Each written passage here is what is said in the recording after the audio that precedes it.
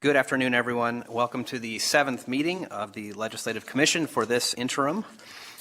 Good afternoon again to those joining us here. It looks like we have a pretty full room here in Las Vegas. We have folks with us in Carson City as well, and we have some on Zoom. So it is a packed house in all manners of attendance. At this point, we'll go ahead and take the roll, and then we'll proceed after that. So, Madam Secretary, could you please call the roll? Assemblywoman Dickman. Here. Assemblywoman Housekeeping. Here. Assemblywoman Krasner. Here. Assemblywoman Monroe Moreno. Here. Assemblyman Roberts. Here. Senator Buck. Here. Senator Cannizzaro. Here. Senator Dennis. Here. Senator Goycochea. Here. Senator Harris. Here. Senator Settlemyre. Chair Yeager. I am present, so I believe that means everyone is present. Again, as you can see, folks who are watching, we have some in person here in Las Vegas, some in person in Carson City, and then some over Zoom. Before we get started, just a few quick housekeeping items. I'd like to ask anyone who testifies today to please state and spell your name for the record before testifying. That helps us to keep a very clear record. If anyone would like to receive a copy of the Commission's agendas, minutes, or reports, you may be added to our mailing list by following the link on the Legislature's website or by providing your information to our staff. Contact information for staff is also listed on the Legislative website. In addition, we accept written comments which may be emailed or mailed before, during, or after the meeting.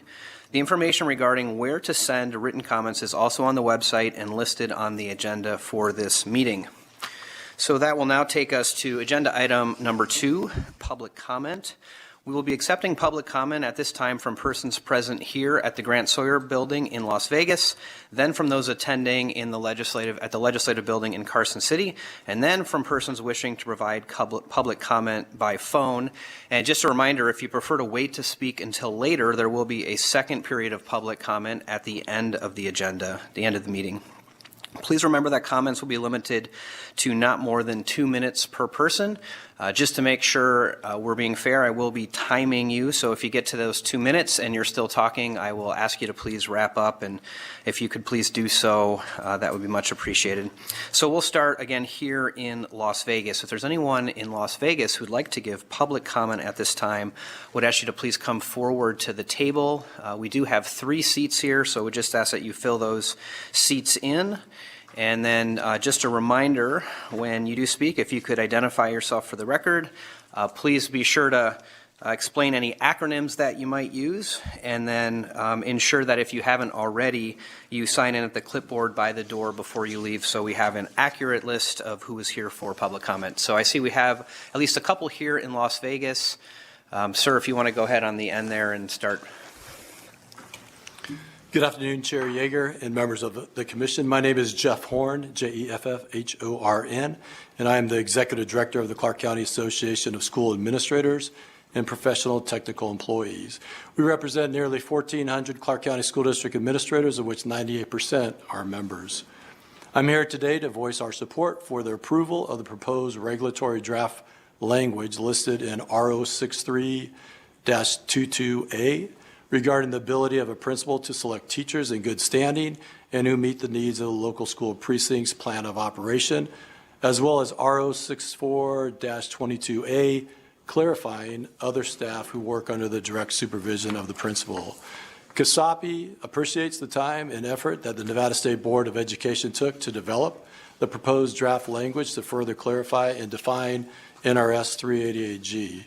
These regulations, as written, will positively impact school achievement, finally placing the needs of students above the wants of adults. I thank you for your time. Thank you for your public comment, Mr. Horn. Please go ahead.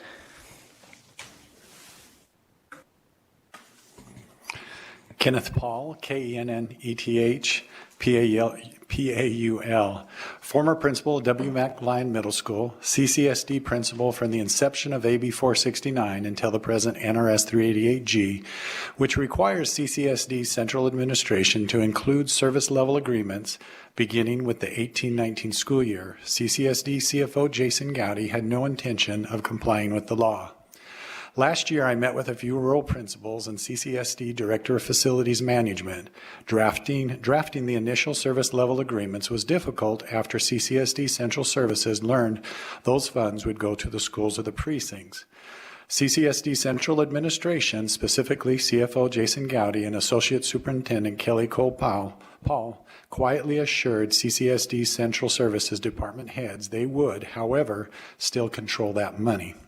Since then, the transferring of funds from CCSD Central Services to schools has been a carefully orchestrated illusion. After school and community level presentations and public comment at Nevada Board of Education, this illusion came sharply into focus as it quickly began to unravel. As a result, in December of 2021, in direct violation of the law, CFO Jason Gowdy and Associate Superintendent Kelly Cole-Paul convinced the trustees all SLAs must be re-centralized by the January 15th deadline for the 22-23 school year. The illusion of funds being properly and legally transferred to schools is an intentional, premeditated, and calculated ruse by central leadership, specifically CCSD CFO Jason Gowdy and Chief Strategy Officer Kelly Cole-Paul. That continues to this day. This illusion is what leads CCSD Superintendent Jesus Jara to believe CCSD is in substantial compliance with the law. These NRS 388G regulations being voted on today are critical since CCSD's central administration continues to prove they have no intention of complying with the law. Thank you.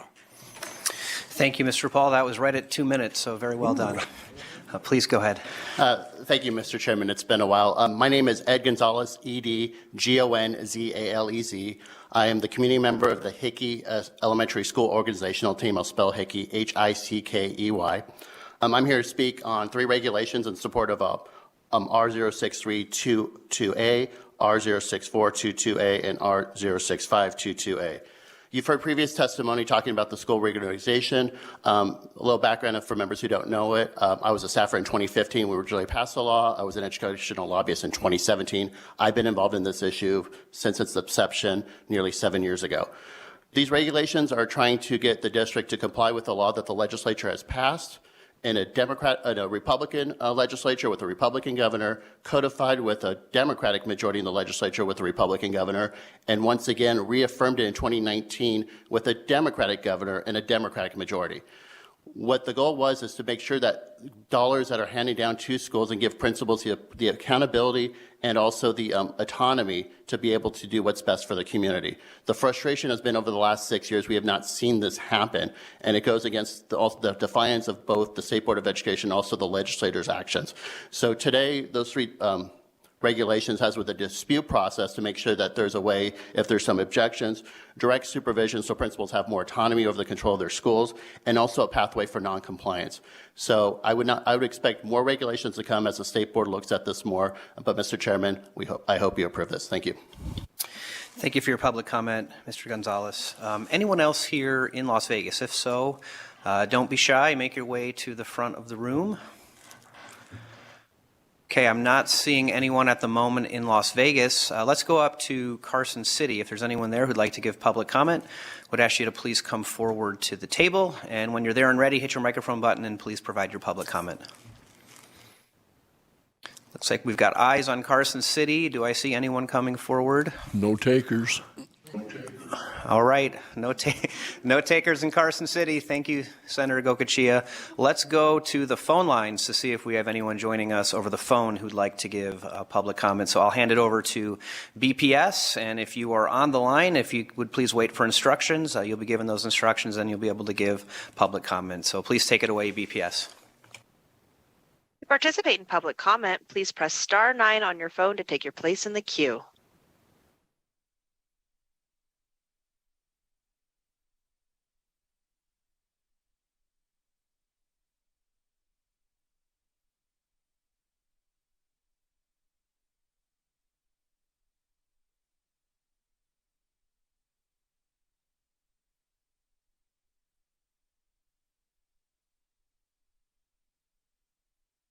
Caller, you are unmuted and may begin.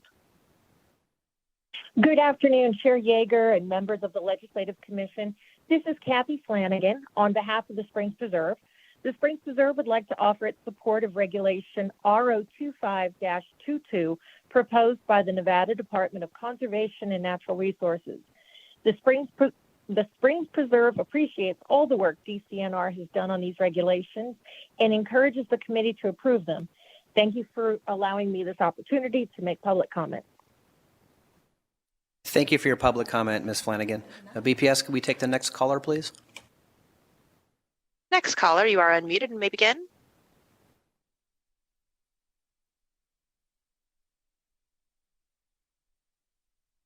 Caller with the last 3 digits, 418, you are unmuted on our end. Are you muted on your end? I am unmuted now. Okay, go ahead. My name is Shelley Stolworthy. That's Shelly. Stolworthy is Stolworthy. I am on the Moapa Valley Community Education Advisory Board, and I am also on the middle school SOT in Overton, Nevada. With Clark County School District being as large as it is, we were grateful to have the reorg law so that the SOT would have control over budgeting instead of the centralized Clark County School District. CCSD is very unaware of our rural needs. In simple decision-making and more complex situations, CCSD is very slow to help or fix our problems. Please continue to enforce the reorg law so that our administration and SOT can have local autonomy, which meets the needs of our schools, staff, and most importantly, our children. Thank you. Thank you for your public comment. Next caller, please. Caller with the last 3 digits, Hi. 914. Oh, go ahead. Hi, my name is Dr. Mary Schroth. It's MarySchroth.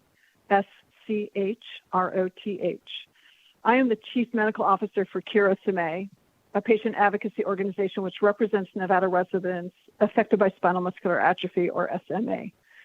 I am speaking in strong support of the newborn screening regulation being considered today. SMA is a devastating neurodegenerative disease that results in severely weakened muscles in every part of the body. Infants with SMA lose the ability to swallow, breathe, and move independently. Throughout my 25-year career as a lung specialist for children, most babies with SMA died before reaching their 2nd birthday. That has changed because there are now treatments for SMA. But these medications are most effective when given before the symptoms of SMA begin. And these medications, coupled with newborn screening for SMA, has dramatically changed the outcomes for those babies. Babies born today with SMA are living full and normal lives, but only if they can access treatment right after birth and before permanent nerve damage begins. These success stories are happening everywhere except Nevada. 98% of all U.S. newborns currently are screened for SMA and can access the treatment before SMA symptoms start, but not newborns in Nevada. Nevada is one of only 2 states that has not implemented newborn screening for SMA. Why? Because the newborn screening regulation has been delayed due to a larger debate over health privacy and patient and family choice. I worked with patients and families daily for over 2 decades. I respect their choices and take their privacy seriously. But this debate has delayed this rule and has hurt the health and well-being of Nevada children. While babies born with SMA in every neighboring state are thriving, children in Nevada are developing irreversible, permanent disabilities that will affect their entire lives. Irreversible and costly lifetime disability, only because they were born in your state. The health challenge has a simple solution. It's newborn screening of SMA. Please meet the needs of children in your state by approving the newborn screening rule. Thank you. Thank you for your public comment. Next caller, please. Chair, the public line is open and working, but nobody else wishes to participate at this time. Great. Thank you so much, BPS. And again, as a reminder to everyone here, we'll have a chance for public comment a second time at the end of today's meeting. That closes agenda item 2, and that takes us to agenda item number 3, which is approval of the minutes. Committee members, you'll have found in your packet the draft minutes for the June 10th, 2022 Legislative Commission meeting. They're also available on the website.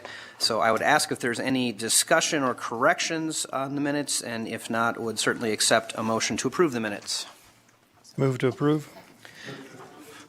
Okay, I have a motion from Senator Settlemyre. I had a couple of seconds down here. I'll go ahead and give it to Assemblywoman Housekeeping. Is there any discussion from commission members on the motion? Mr. Chair, Senator Okay, I don't see- Goycochea. Oh. I Go will ahead, be sir. abstaining as I'm only an alternate and didn't attend the meeting. Thank you, Senator Goycochea. And I suppose I should ask, Senator Buck, would you like to abstain as well since you weren't here on June 10th, 2022? Yes, thank you. Okay, you're very welcome. And committee members, we'll try to do, I know it's a little challenging because we have members in 2 locations and on Zoom, but we'll go ahead and do voice votes. But if you could also raise your hand to signify when you were voting as well, I think that'll help visually and hopefully that'll get us where we need to be. So we do have a motion and we have a second. I would ask all those in favor of that motion to either say aye or raise their hand. Aye. Aye. Okay, and then if there's any opposed, would you say nay or raise your hand, please? Okay, I don't see any in opposition. We did have 2 abstentions, but if my math is correct, that would mean 8 in favor, 10 in favor, 0 opposed, and 2 abstentions. So that motion does carry. Thank you, committee members. So that takes us through agenda item number 3. We'll go next to agenda item number 4, which is our 5th court-mandated status report regarding the Nevada Department of Motor Vehicles Technology Fee Refund Project. I believe we have Sean Sever, who I think is probably in Carson City. He's Deputy Administrator of the DMV, and he's going to go ahead and present any information he'd like to present, and then we'll have a chance for questions. So welcome to Legislative Commission, Mr. Sever. Always good to see you, and please proceed. Thank you, Mr. Chair, and good afternoon, Commission members. Sean Sever from the DMV for the record, SEANSEVER. Thank you for giving me a chance to update you on our tech fee refund project. Through August 30th of this year, the DMV has distributed more than $1.7 million of the $6 million available in tech fee refunds. The DMV started issuing the refunds by sending out checks to businesses on February 22nd of this year. 61,005 business refunds were issued for close to $2.2 million. As of August 30th, 44,600 business refunds have cleared for more than $1.6 million, or 74% of the business refunds. More than $3.8 million in customer refunds were made available to the public on April 4th of this year. As of August 30th, 37,261 of these refunds have been issued for more than $114,000, or almost 3% of the customer refunds. Now, many of our customers have told us to keep these refunds, which is not reflected in these stats. The DMV is trying to get the word out to everybody about this, and we've conducted a $15,000 advertising campaign, received a lot of media coverage, and posted many times on social media to inform and remind customers about getting their refunds. We also proactively encourage our customers to pick up their refunds when they visit our offices. And then any funds remaining after June 30th, 2023 will revert to the State Highway Fund pursuant to Section 4.7 of Senate Bill 457 of the 2021 legislative session. So thank you for your time today, and I can answer any questions. Thank you, Mr. Sever. Appreciate that.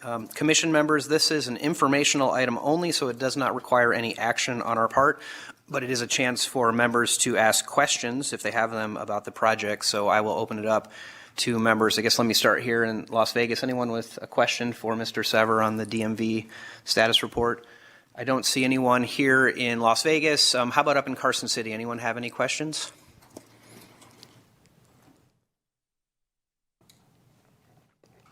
I'm not hearing anyone. How about our Zoom participants? Any questions there? Might let you off easy today, Mr. Sever. I don't hear any questions, but members, as you know, if you do have questions after today's meeting, feel free to reach out directly to the Department of Motor Vehicles. I'm sure Mr. Sever would be happy to answer those questions. But for now, Mr. Sever, thank you for the update, and we hope you have a great rest of the day. Thank you. Okay, that takes us through agenda item number 4 and takes us to agenda item number 5, which is the meat of the agenda. These are the administrative regulations under consideration today. We have Chief Deputy Legislative Counsel Asher Killian with us in Carson City at the end of the video conference to assist us with this item if we need to. Just by way of reminder, we have 2 types of proposed approvals for regulations under item 5 today. Items 5A, 5B, and 5C are all requests pursuant to subsection 4 of NRS 233B.040 to continue a regulation not adopted within 2 years after submission to the Legislative Council. That subsection provides that if an agency does not adopt a proposed regulation within 2 years after the date on which the proposed regulation is submitted to the Legislative Council Bureau, the executive head of the agency shall appear personally before the Legislative Commission and explain why the proposed regulation has not been adopted within the prescribed 2-year period and request an extension of the prescribed time to allow the regulation to continue through the process to become a permanent regulation. So we're going to start with consideration of those 3, which are requests for extensions, and then we'll get to the bulk of what we have left today. So at this time, we'll start with item 5A, which is a request for continuation of R101-19. And I believe we have Mr. Richard Whitley, Director of the Department of Health and Human Services at the Carson City end of the video conference to provide the explanation required by statute and answer any questions you may have. So thank you for being here, Mr. Whitley, and please go ahead and provide the explanation required under statute. Thank you. For the record, Richard Whitley, RICHARDWHITLEY, and I serve as the Director for the Department of Health and Human Services. The regulations that we have before you today, R101.9, we're requesting an extension as submitted to the Legislative Council. The Department of Health and Human Services did not adopt the regulations within 2 years, and 2 factors really contributed to this. One is the pandemic and the impact on our staffing. And then secondly, this is a new activity for our department, the mediation process. And so standing that up has required, I believe, a great deal of engagement with stakeholders. There's 3 primary stakeholders, payers, health insurers, hospitals, and providers. And so we've conducted the public workshops, but on top of it, we've conducted stakeholder work groups with each of the stakeholders. The activities as required in statute have been conducted. We've had over 1,500 referrals of application for mediation. And just to back up a little bit, this statute had removed the patient from the equation when there's a dispute between the hospital and the payer and the provider with out-of-network charges. And so in this role with the department, we wanted to get it right. We really started with an application and have been conducting the mediation, but needed to do regulations to formalize it. So that accounts for the delay. And with that, I could answer any questions, but really no singular excuse other than staffing challenges and then just the process of making sure we get this right. Thank you so much, Director Whitley. I think we do have a question from Senator Settlemyre, who I think is up there with you in Carson City. So please go ahead, Senator. Thank you, Mr. Chairman. A quick question to you. It's unusual, when we defer regulations or state that we're going to extend the time frame. Do you wish to have questions pertaining to actual regulation, or do you want to just focus questions to the concept of the delay or the desire to delay? And that question is to you, Chair Yeager. Yeah, thank you, Senator. I think just questions pertaining to the request from the agency for an extension of time, since the regulation's not final and before us in that form. I think any questions about the content would be premature at the moment. Appreciate that, Chairman. In that respect, how much more time, we have the rule, 2 years, and I understand the discussion, a lot of things have occurred. How much more time do you need in order to go through this process? And if we were to just say, go through the whole process again, how much time would that take? Dina Schmidt for the record. So if we had to restart over, that could be another a year and a half plus. If we were granted the extension, we believe we can get this adopted right away. We just need time to schedule and hold our final hearing for adoption. We did hold the hearing to adopt completed, but we were just waiting for approval from LCB, and we were just past that time frame. So we are ready to move forward and should be able to have them done within the next 3 to 6 months. So would there be time for the ability for individuals to weigh in on the most recent language and then change it, or does that further extend it? I'm just trying to figure out the time frame. Dina Schmidt for the record. If there were changes, that would further the time frame.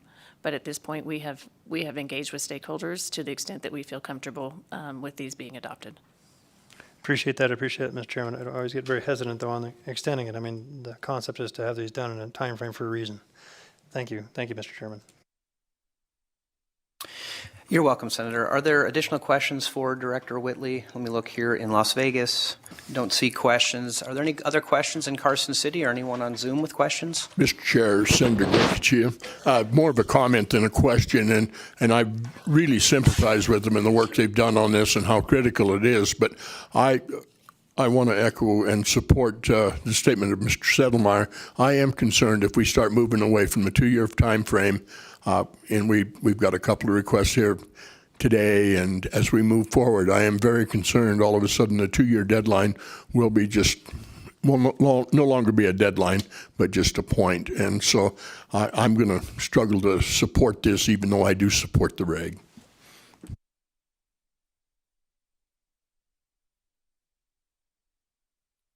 Thank you, Senator. Are there additional questions at this time? And, before I look for a motion, I will note, certainly understand the concerns about extensions, but that is why we do have this statutory provision where agencies come before us to explain the extenuating circumstances. And although it doesn't happen frequently, I think as long as I can remember on Leg Commission, it seems like there's at least one of these every meeting. But when you look at the 54 plus that are on the other part of the agenda today, just as a percentage wise, I think it's well-founded in terms of it. It doesn't look like this provision is being abused, at least in my mind. So understand those concerns, but it sounds like the agency is close to being done with this one. And I'll stop editorializing with that comment and would just ask if anyone would be willing to make a motion to approve the continuation of R101-119, excuse me, dash 19. So we have some activity down here. I'll give the motion to Assemblywoman Housekeeping and a second to Senator Dennis. Is there any discussion on that motion before we take the vote? If so, just feel free to chime in. Chair. Okay, go ahead. Hey, thank you, Mr. Chair. I have some of the same concerns that Senator Settlemyer and Goicoechea have, but although I'd hate to set them back 1.5 to 2 years in the process, I think we've waited a long time for these regs, so I'll be supporting it. Thank you, Assemblyman Roberts. Any further discussion? Okay, hearing no further discussion, if you are in favor of that motion, I would ask you to say aye or raise your hand, please. Aye. Okay, and then how about anyone opposed? Could you raise your hand or say nay? Nay. Okay, I think the only one I'm unclear about was we didn't have both on the screen. Senator Settlemyer, were you a yes or a no on that one? I'm a no. Thank you, sir. Okay, so I just want to make sure I have it right. So I have no's from Senator Settlemyer, Senator Buck, Assemblywoman Krasner. Who am I missing? Dickman. I hope me. Oh, Senator Goicoechea is a nay. Senator Goicoechea and Assemblywoman Dickman. And we had a yes from Assemblyman Roberts. So I think that's 7-5 in favor. So that motion does carry. Sorry for the clunkiness, everyone. It's we have a lot going on the screen up here. So feel free to chime in at any point if I miss you or I incorrectly tally what your vote is. But that one I think passes by a margin of 7-5. So that will take us to agenda item 5B, which, give me 1 second here. That is another request pursuant to subsection 4 of NRS 233B040 to continue a regulation not adopted within 2 years. I believe we have Ms. Kathy Sheehy, Nevada Commission of Mortgage Lending in Carson City, to provide the explanation required by statute. So if that is the case, if you could please come forward and provide that explanation, please. Chair Yeager, this is Terry Reynolds, Director for Business and Industry, and I'm here with Commissioner Sheehy. So we will both present on this today. Thank you. Yeah, thank you for being here. Obviously on Zoom, not in the building, but whoever would like to go first with that presentation, please go ahead. Kathy, why don't you go ahead? Good afternoon, Kathy Sheehy, CATHY, Commissioner for the Mortgage Lending Division. I respectfully am here this afternoon to request an extension for our regulations R119-09. We have already held the workshop for the regulations. We submitted the proposed regulations. It's just a matter of we will return the regulations this July of 2022. So the extension will allow us to give us just a couple of months to complete the adoption hearing, which my plan is to have before the end of the calendar year so that we can have that wrapped up.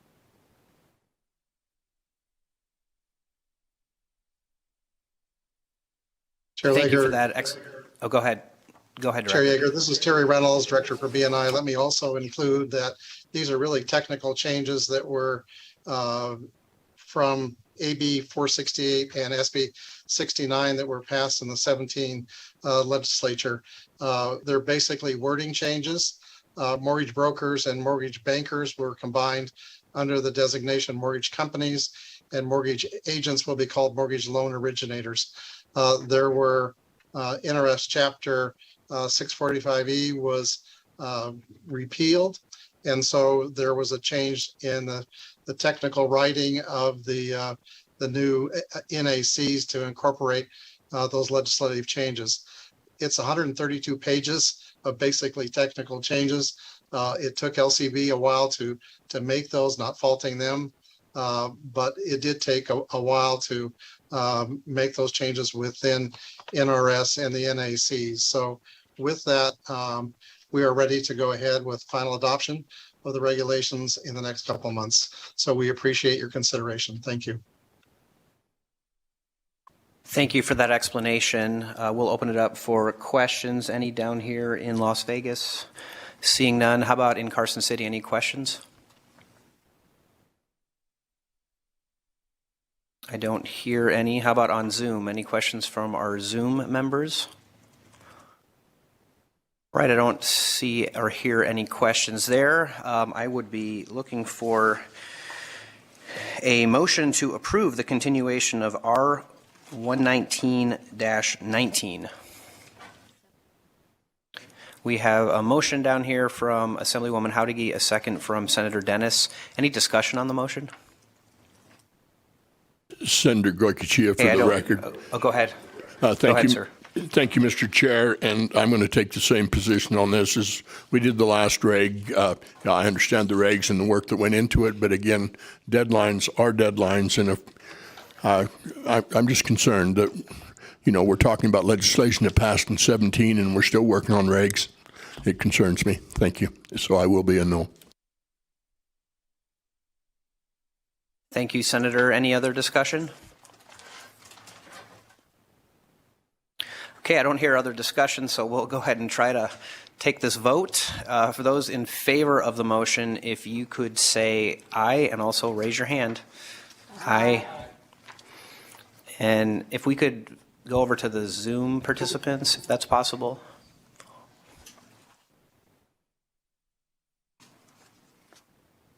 Maybe we'll come back to them. How about this? Anyone opposed, say nay or raise your hand. Nay. So I think the question really is, Assemblyman Roberts, are you a yes or a no on this one?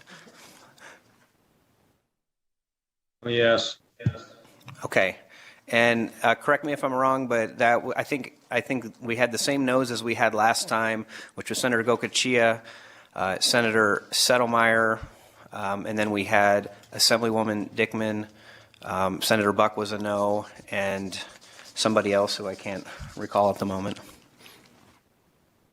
Yeah, Assemblywoman Krasner. So correct me if I'm wrong, but I think that leaves us at 7-5, just as we had on the last vote. Okay, hearing no corrections, that does pass 7-5. All right, we've got one more of these to go, and that is agenda item 5C. And this is a request for extension for R024-20. I believe we have Miss Cindy Pitlock, who I think is either in Carson City or on Zoom. And if that's the case, if you could go ahead and provide that explanation, please. Thank you, Chair Yeager. For the record, Cindy Pitlock. I serve as the administrator of the Division of Child and Family Services. So same story, different scenario, but same story. R024-20. I am requesting an exception to the 2-year time frame. We made it through 2 public workshops and also 2 hearings and moved for adoption with some requested revisions and want to now proceed on to final adoption. Same reasons, global pandemic with accompanying staff shortages, and I would request your support for us to move this process forward. I can certainly answer any additional questions that you might have. Thank you for that explanation. And if you could just answer similar to the question that I believe Senator Settlemeyer asked of Director Whitley, just give us the scenarios between what happens if we're to grant the extension, what kind of timing are you looking at versus if you'd have to go back to square one to start the process over. Great, thank you for that. Cindy Pitlock for the record. So if we were to move with final adoption, I would anticipate we would be able to accomplish that within 90 days. If we were to start the process over, we would need to re-engage our stakeholders and go back to public workshop and again to public hearing, which we would be more than happy to do, but we'll certainly take your advice and move forward with what you require us to do.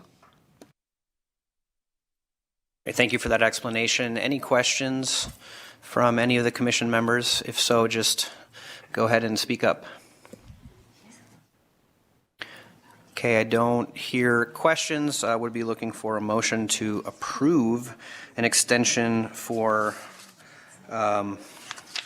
this regulation that we're on, which is R024-20. So I have a motion from Assemblywoman Housekeeping. Do I have a second? Second from Senator Dennis. Any discussion? Carson City?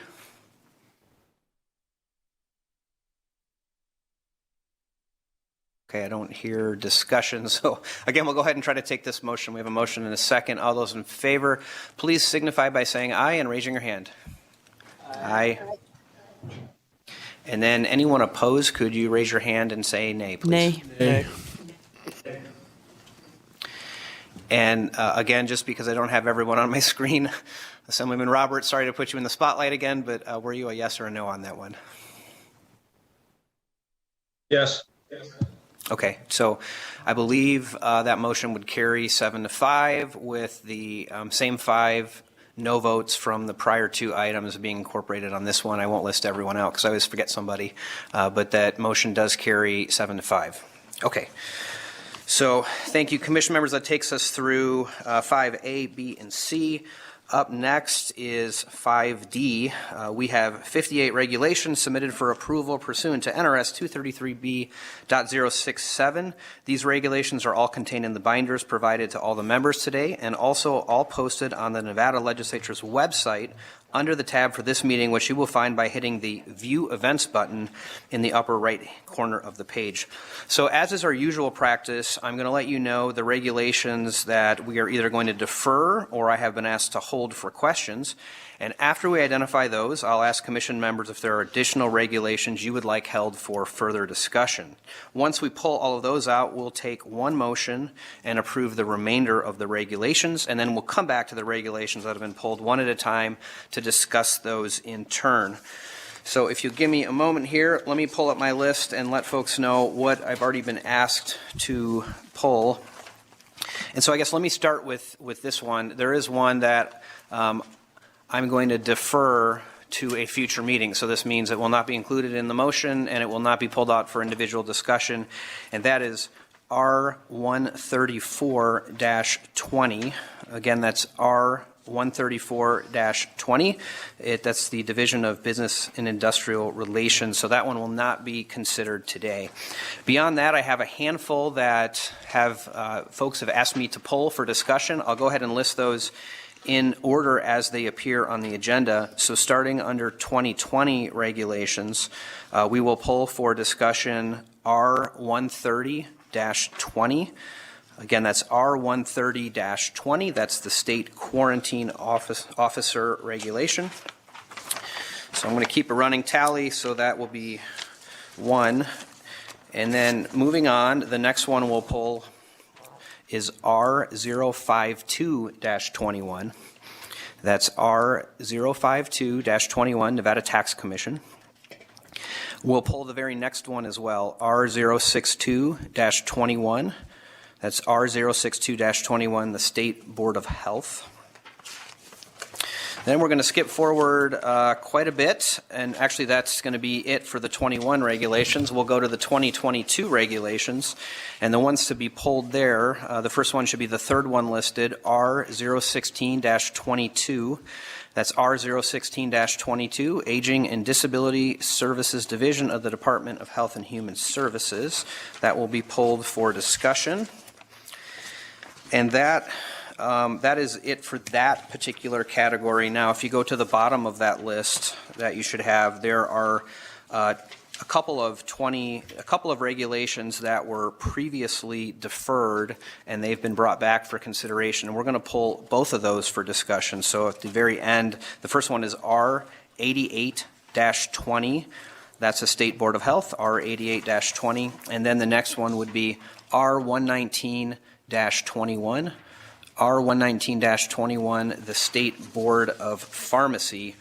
So that is what I have. Let me just check before we do a motion if there's anything else that members would like pulled. I'll start here in Las Vegas. Any additional regulations that members here would like pulled for discussion? I am seeing shaking of the heads in the negative.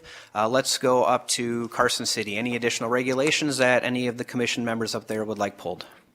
No, Mr. Chairman. If nobody has a question on Zoom, I'd be willing to make a motion whenever you're ready, sir. Thank you, Senator Sotomayor. Let's just go to the Zoom quickly to see, are there any additional regulations that our members on Zoom would like pulled for discussion?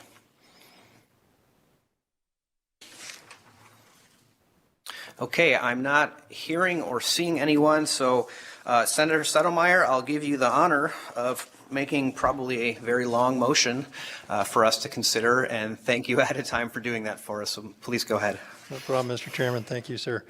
I would move to approve Regulation R101-19, R122-20, R128-20, R175-20, R15-21, R16-21, R17-21, R27-21, R29-21, R33-21, R37-21, R41-21, R50-21, R71-21, R72-21, R73-21, R74-21, R78-21, R79-21, R114-21, R115-21, R116-21, R120-21, R121-21, R125-21, R126-21, R127-21, R128-21, R5-22, R-8-22,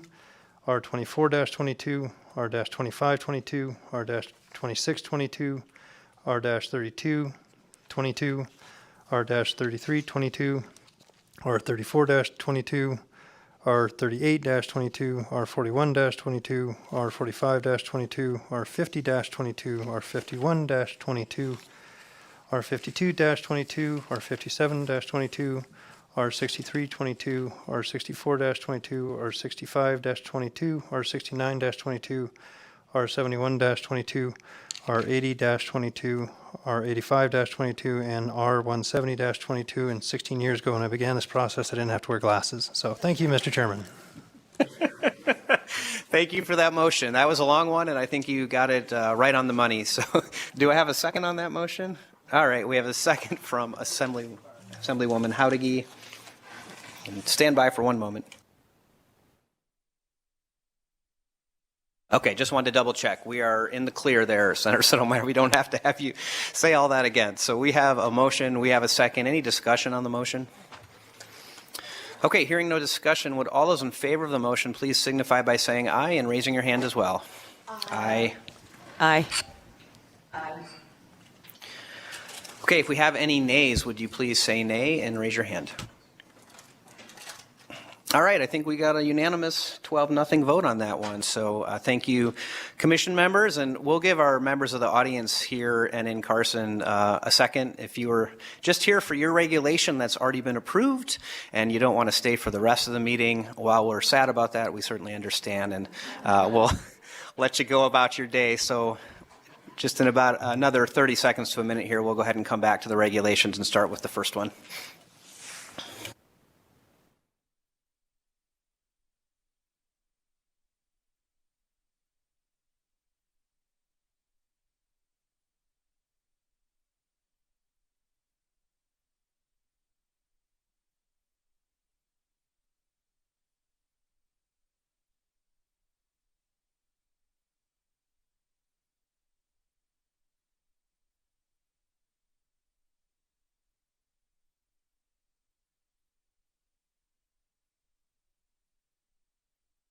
All right, we'll go ahead and come back to order. It turns out that here in Las Vegas, we're not as popular as we thought.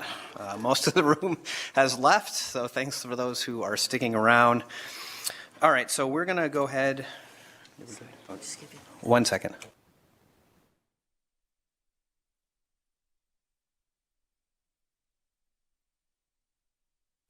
Okay, we're going to go ahead and start with, we'll just go ahead and take the regulations in order as they exist on the agenda. So the first one we're going to consider is, we're going to discuss is R130-20. That's the state quarantine officer, a regulation establishing firewood quarantines. And I'm not entirely clear who is with us and where they are joining us from, but if you are here for that particular regulation, if you could just let us know that, and I'm sure we'll have some questions.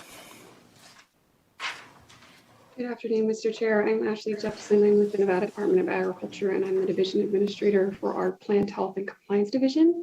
I'm happy to answer any direct questions or provide an overview of the regulation, should that be preferred per your permission. Thank you for being here. I think we'll just go right to questions, and I believe Senator Sotomayor may have a question on this one, so we'll start up there. Thank you, Mr. Chairman. Specifically, my question dealt with the concept of exterior firewood quarantines. Does this, and it's probably a question for legal, and I know the answer, and that's kind of why I'm asking, will this apply to tribes? And I ask because in Douglas County, we have the tribe just is going to be opening up a logging mill, and then we also have a firewood center located down by my other ranch as well. And if we're going to try to keep away invasive species, infestations, and things of that nature, how are we going to do that if there's a segment that doesn't have to obey these rules? And do they have to actually obey the U.S. Department of Agriculture's quarantine rules, or is the tribe exempt for all that? And that may be more of a question for legal unless she knows that answer.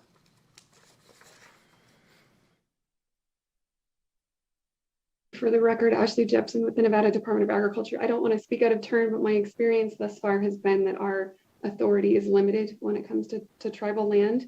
So I will defer that to legal as well for their insights, but so far in other programs, that has been the answer that we typically run into. And we could have Mr. Killian up in Carson City offer some insight on that as well. Thank you, Mr. Chair. Asher Killian, Chief Deputy Legislative Counsel. So this is a situation where the federal constitution's Commerce Clause comes into play. The Commerce Clause is not just interstate commerce, but also applies to tribal commerce, and it reserves those matters to the federal government. So to the extent that this would be a regulation of a state entity that attempts to regulate commerce with the tribes, that exercise of this power would be precluded by the Commerce Clause and reserved to the federal government instead. Thank you, and thank you with that, Mr. Chairman. I'm just concerned that we're passing a law that there's a pretty large loophole around that you could literally drive a logging truck through. Thanks. Thank you, Senator. Are there additional questions from commission members on R 130-20? Mr. Chair, Senator Goykochiev, then I guess I'm concerned that we can, in fact, quarantine any firewood that is coming from out of state. Does that not in itself also contrary to interstate commerce?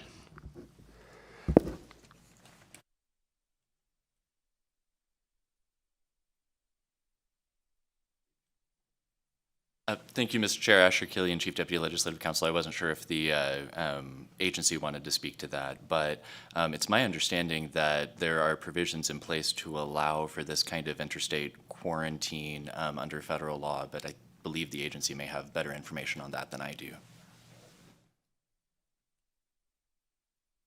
If I may follow up, Mr. Chair, just, I mean, when we start talking firewood, are we talking wood pellets? I mean, how far down the line you get, I don't care, you can go to Maverick or Walmart and see these, bundles of firewood. Are they all, in fact, been inspected or cleared? And if not, then who's going to do this work?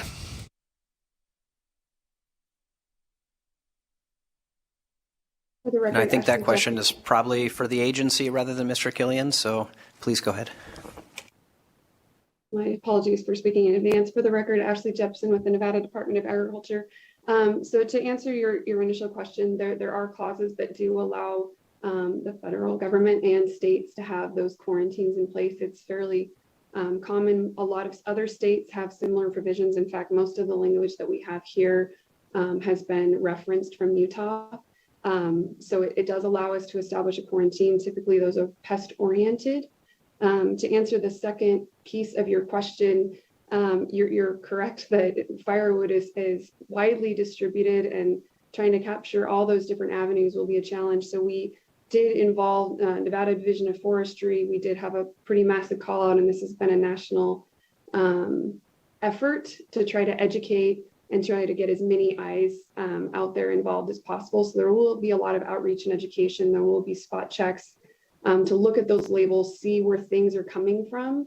But a big part of that is flagging the areas of particular concern where these pests are coming from, that we want these retailers to be particularly cognizant of. So there will be a lot to it. There will be a lot of outreach and education. There will be spot checks to look for that labeling, and it will be a divide and conquer effort with some of our partners as well that are in the campgrounds and the parks, are folks that are doing retail inspections to keep an eye out for, so we can do our best to try to mitigate this issue. Thank you, Mr. Chair. Certainly. Any further questions from commission members? You ready for a motion, Mr. Chairman? I am ready. Thank you, Mr. Chairman. I move to adopt Regulation 130-20. I am still very concerned that it doesn't go far enough in many respects, especially, as we try to protect Lake Tahoe, and then you have somebody bring in some bad firewood and unfortunately bring a beetle up there. But I guess doing something's better than nothing. But yet, like I said, there's problems with this. So maybe next session someone can try to figure out how to make it slightly better. But with that, I move to adopt Regulation 130-20. Thank you, Mr. Chairman. Thank you, Senator. I have a motion. I have a second down here from Assemblywoman Housekeeping. Before we take the vote, any discussion on the motion from commission members? Okay, I don't hear discussion, so all those in favor of the motion, please signify by saying aye and raising your hand. Aye. And if anyone is opposed, would you please say nay and also raise your hand? I don't hear any nays, so that means we do have 12 votes in the affirmative. That means R130-20 is approved. And that takes us next. The next one I believe we had pulled was R52-21, the Nevada Tax Commission, a regulation implementing the provisions of SB 389 relating to peer-to-peer car sharing taxes. And again, I'm not entirely sure who we have with us, so if you are here for that regulation, could you just let us know that you're here and we'll have some questions. Good afternoon, Mr. Chair. My name is Shelley Hughes, Executive Director for the Department of Taxation, and I'm here to answer any questions you may have. Oh, great. Thank you. Good to see you, Ms. Hughes. And I actually had a question on this, so I'll go ahead and ask that, and then we'll see if anybody else has questions. My only question really pertains to the information that will be collected by the Tax Commission relative to the vehicle that is being used for peer-to-peer car sharing.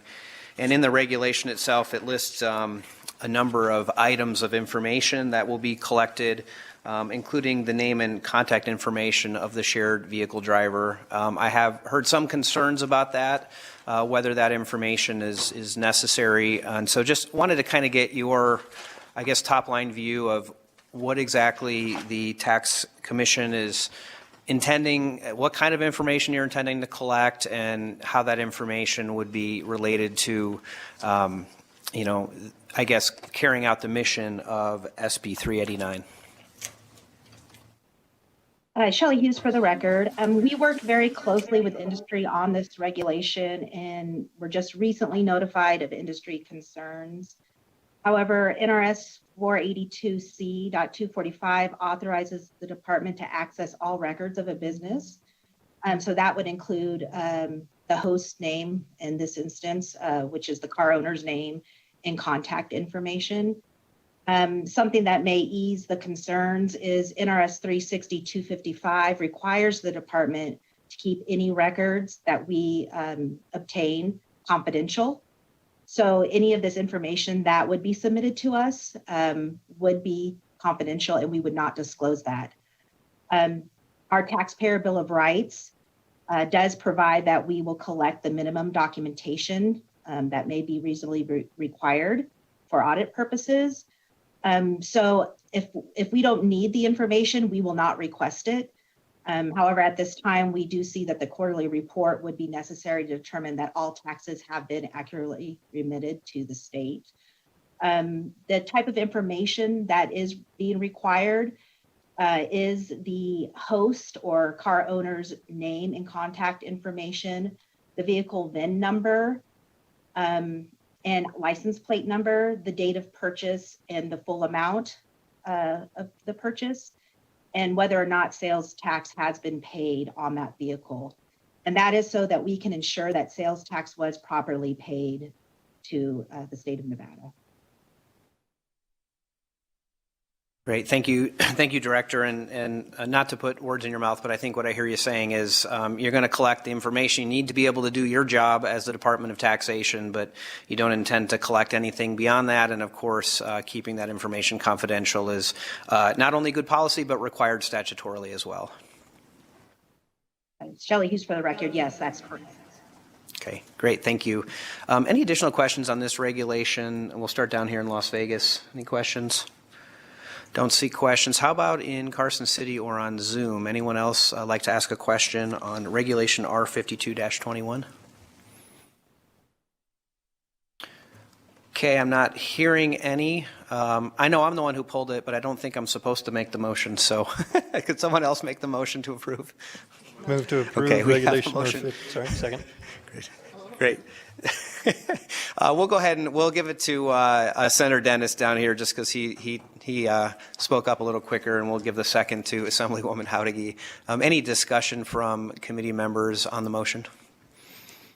Okay, hearing no discussion, all those in favor, please signify by saying aye and raising your hand, please. Aye. Aye. If there is anyone opposed, please say nay and raise your hand as well.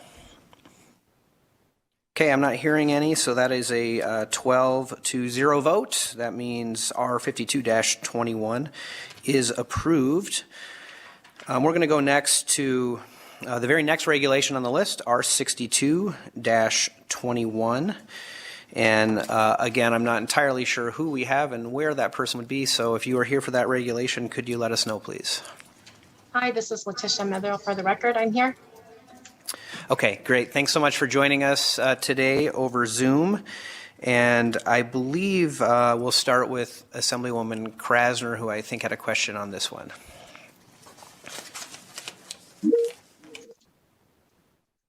Hi, thank you, Chair Yeager.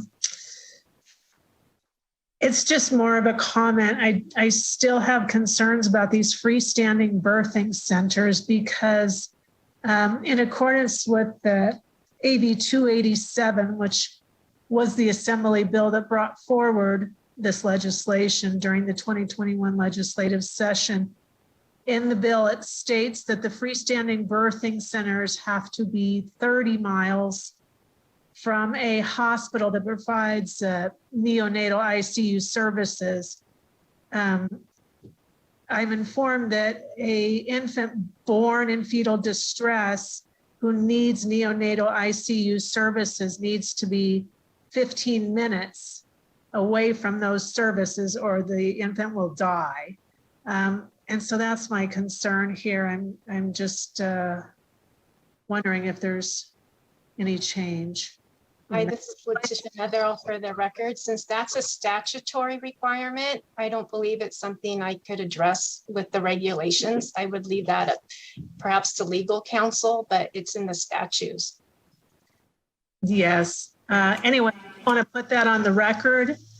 I think it's very dangerous, but I do understand that the Nevada Hospital Association wants these regulations passed because they want some regulations on these freestanding birthing centers. So thank you. Thank you, Assemblywoman Krasner, and you know, I think that is correct. That is a statutory requirement, so that could not be changed by regulation without directly contradicting the statute. So that'll be up to a future legislature to decide whether some changes need to be made in that regard. But we do have this regulation in front of us today, and want to give other commission members an opportunity to ask questions if you have them. So let's start here. Las Vegas, any questions? We have a very quiet group in Las Vegas today. I'm the only one speaking. How about up in Carson City or on Zoom? Any questions? Mr. Chairman? Please go ahead. I believe that another section of this law that gets into it on 62-21 is the whole discussion of birthing person. I can't remember, I can't find the correct page on it, but I believe that that is within this discussion as well. And my mom's been passed away for 10 years, and I sure never would have told her she was a birthing person rather than a mom. So I'm a little concerned about that type of language in the bill, or rather within this reg. I wonder if anybody could address that. Letitia Netherall for the record.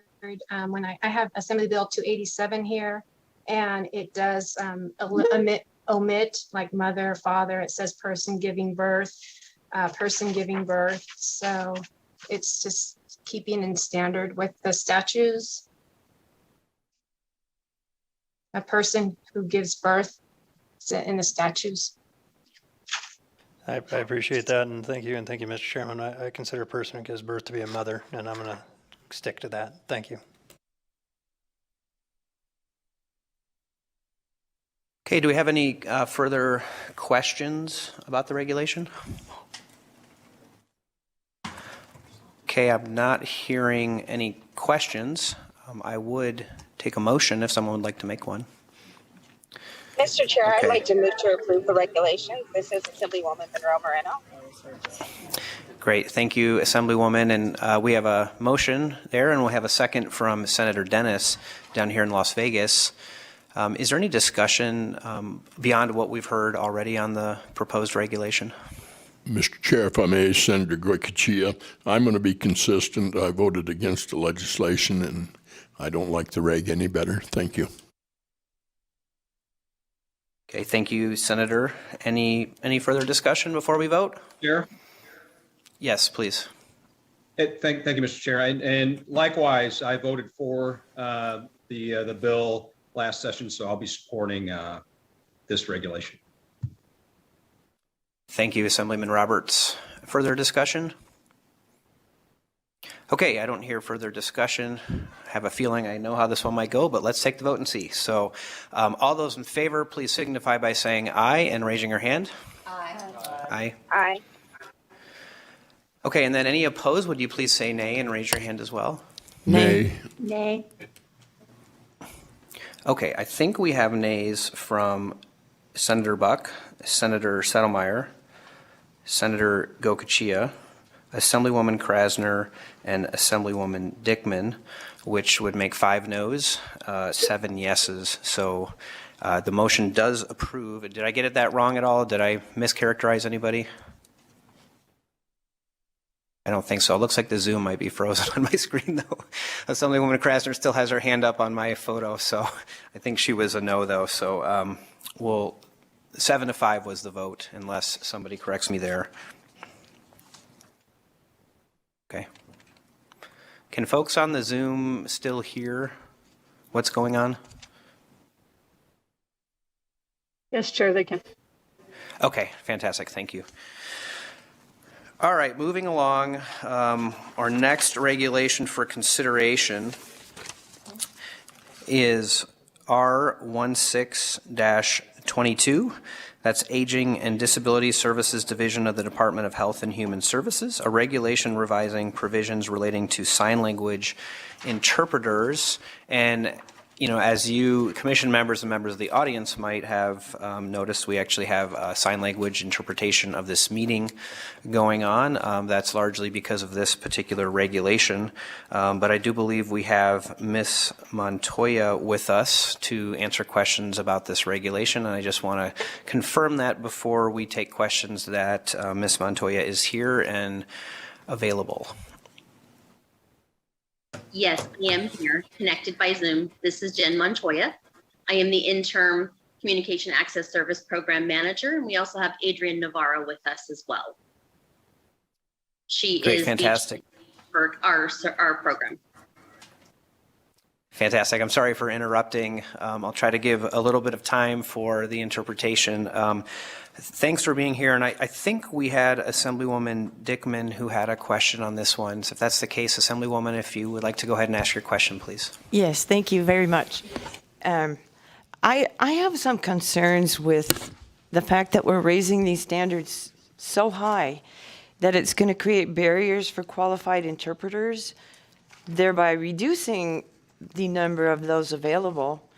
And we already don't have enough available. So do you anticipate a drop in available interpreters? And if so, can you put a percentage or a number on it?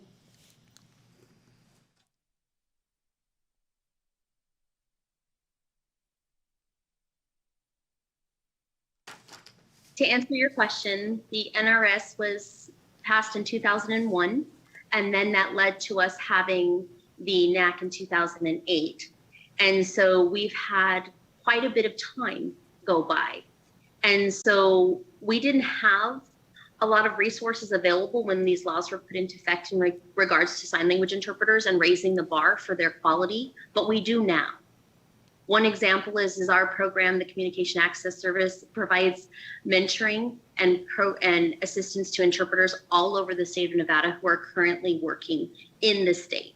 The mentoring program is free of charge to any sign language interpreter that is interested. So the changes are not going to impact the availability of the interpreters that we have in our state. They will have a 5-year grace period in order to meet these requirements. And that doesn't even begin until August 1st of 2023.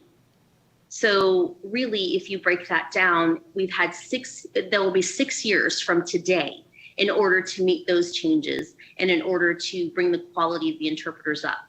We also have an ability to register in the state of Nevada in an interim so that they can have the time to meet those new requirements. They'll have time to bring their skills up in order to change the registry level that they're at. So, and I do want to emphasize it as well that the law is to protect the consumers of sign language interpreters, to make sure that the interpreting services they're receiving are of the highest quality. So those who are using the interpreter should be, their protection should be more of a concern than the number. So we want to make sure that those who are using interpreters, the deaf community, have access to communication and have the highest quality interpreter that they can be afforded. Thank you for that. And that's my concern as well. I agree we need the highest quality interpreters, but I would hate to see a shortage as well, because that would cause problems also. But I appreciate your explanation, and that makes me much more comfortable with this regulation.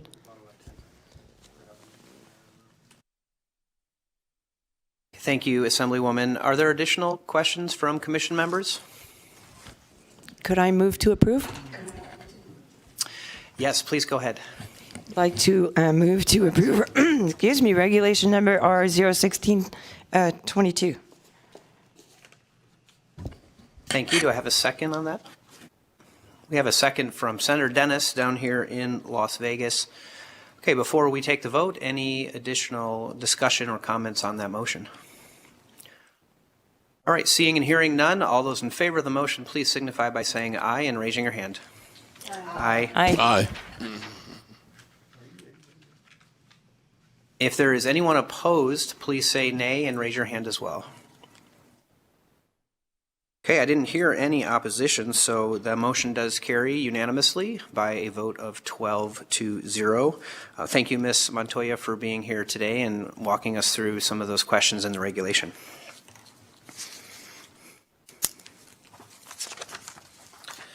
Okay, commission members, we have two more to go, I believe, as far as regulations, and then we have a little bit of other business on the agenda, but we're going to go next to R88-20. That is a 2020 regulation from the State Board of Health, a regulation establishing provisions relating to newborn screening. I think we have hopefully I'm pronouncing it right, Miss Ives.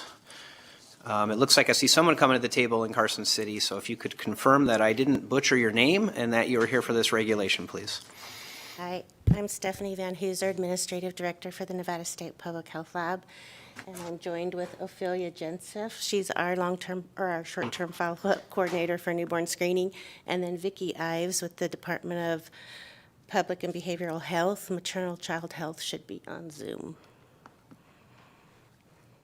Good afternoon. Yes, Vicki Ives for the record, Deputy Bureau Chief, Child, Family, and Community Wellness Division of Public and Behavioral Health. Thank you. Great, thank you. Well, I'm glad I didn't get the name incorrect at least, and thank you to the two of you who are here in Carson City as well. I wanted to give commission members an opportunity to ask questions. Of course, we'll have a vote, and we'll be able to make any sort of discussion points at the time of the vote, but if there are questions on the particular regulation, now would be a good time to ask those. So let me start here in Las Vegas to see if there are any questions. And I don't see anyone in Las Vegas. I see Assemblywoman Krasner on the Zoom, I believe, has her hand up. Yes, that is real time. I wasn't sure if that was still the old frozen frame, but that's looks like a new hand raise. So Assemblywoman Krasner, we'll go to you for the first question, and then we'll take additional ones after that. Thank you, Chairman Yeager. My question is, are freestanding birthing centers required to send in blood samples as all the other hospitals are required to do? And if not, why not? And what is the public policy reason? Thank you.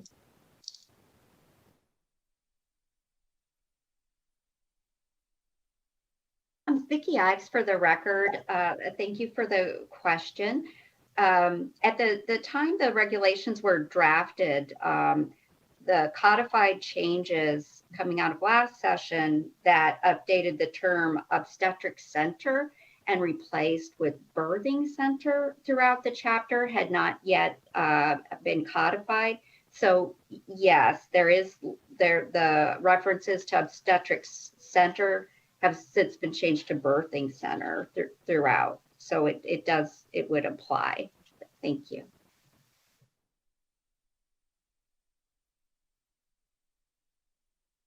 Any additional questions? I guess we'll stick with the Zoom for the time being since you're on my screen right now. Anyone else on the Zoom have questions on this particular proposed regulation?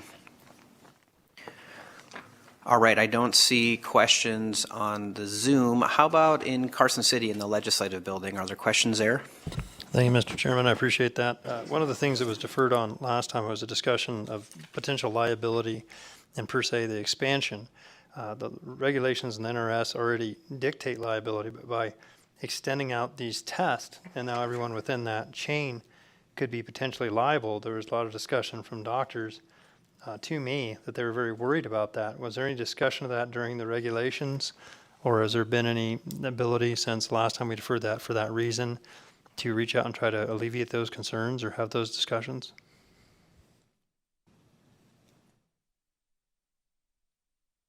Vicki Ives, for the record, thank you for the question. Liability was not specifically raised during the public hearing process, public workshop process, or during in any response to the small business impact statements. So liability just hasn't been brought up as a concern. But thank you for the question. Appreciate that. And unfortunately, I've had several doctors reach out to me about that concern, and that does bother me. Thank you. Thank you, Mr. Chairman. Thank you, Senator. Are there additional questions in Carson City? Yes, Sorry, Mr. up there, Chair. you're very small. If very I small may. on my screen, but go ahead, please. Senator Goycochea, and I don't know whether, I guess I go to Miss Ives down south, but anyway, Section 5 of the reg, as I look at it, there's a significant expansion there of the liability. Again, we go from it's any physician, midwife, nurse, obstetric center, hospital of any nature, attending or assisting, and or the mother and any infant at childbirth and so on.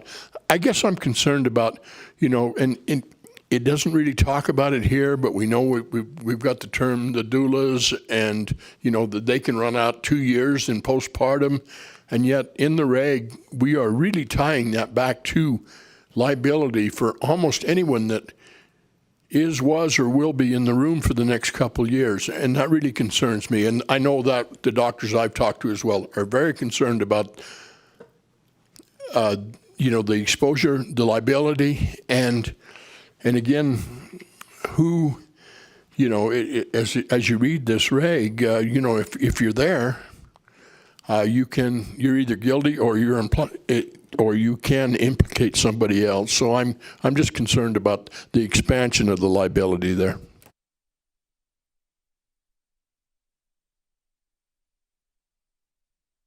Thank you, Senator. Vicki Ives, for the record. In case helpful context, it does in NRS Chapter 442, Section 008. It does state any physician, midwife, nurse, obstetric center, or hospital of any nature attending or assisting in any way any infant or the parent of any infant at childbirth shall make these examinations. So currently in statute, those groups are called out in relation to the testing for the inherited diseases, and the lab may want to speak to that further, but in case that's helpful context. And Section 5 conforms with the language in NRS 442, Section 008, in case helpful. Thank you, Ms. Ives. And Mr. Chair, if I may, just a follow-up question to that. It's my understanding if these regs do not move forward, then in fact they would either start over or we could bring it back to the legislature in the form of a bill draft. And I guess I'd be leaning that way. I'd like to see if maybe we can clean this up a little bit. We're 4 or 5 months from a session. Let's clean it up there and get it right.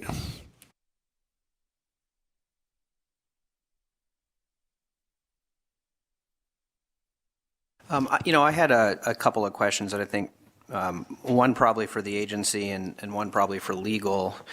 We've gotten into questions on the regulation itself, and we certainly heard some public comment that I believe was in support of the regulation, but just kind of want to get a sense from the agency. I mean, what is the driver of this regulation? Why are you bringing this forward? What's the purpose? What are you hoping to accomplish? And then when you answer that question, I'll have a question for legal. Thank you, Chair, for the opportunity to address. Vicki Ives, for the record. Some of the main goals are really to help the State Public Health Laboratory call out specific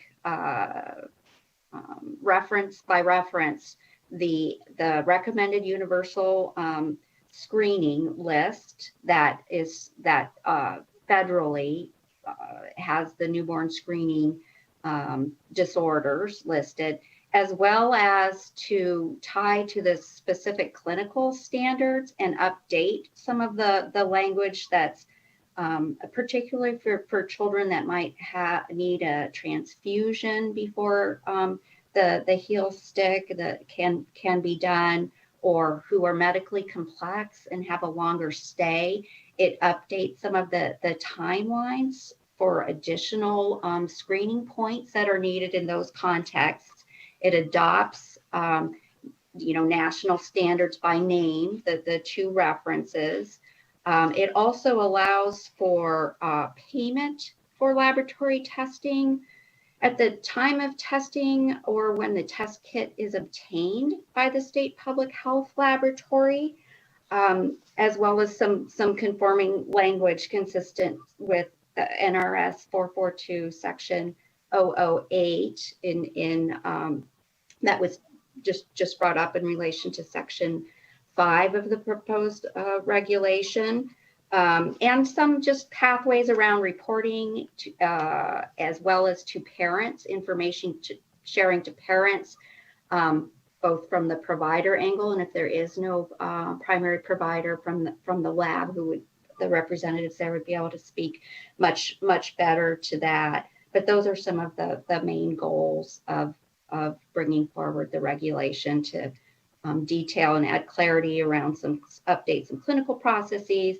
adopt by reference, and call out some specific communications that are needed to families in the case that a disorder is identified. Thank you. Thank you for that. And I guess just as a follow-up, we heard in public comment, I believe, and there was a letter submitted in public comment that said Nevada is either one of 2 or 3 states that do not currently do newborn screening for spinal muscular atrophy, known as SMA. Can you just confirm, is that accurate information, that there's only a couple of states that don't do that and we're one of them? Vicki has for the record, that's correct.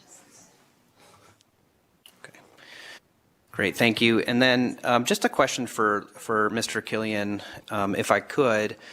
We heard some discussion about liability, and I guess I just want a little bit of confirmation that I'm processing this correctly, because I don't read the regulation to change whatever existing liability would be under statute. Certainly the regulation expands responsibility and expands testing, but I don't read it as changing existing framework of liability. And Mr. Killian, if you could just confirm that I'm correct about that, and or if I'm not, if you could let me know that, please.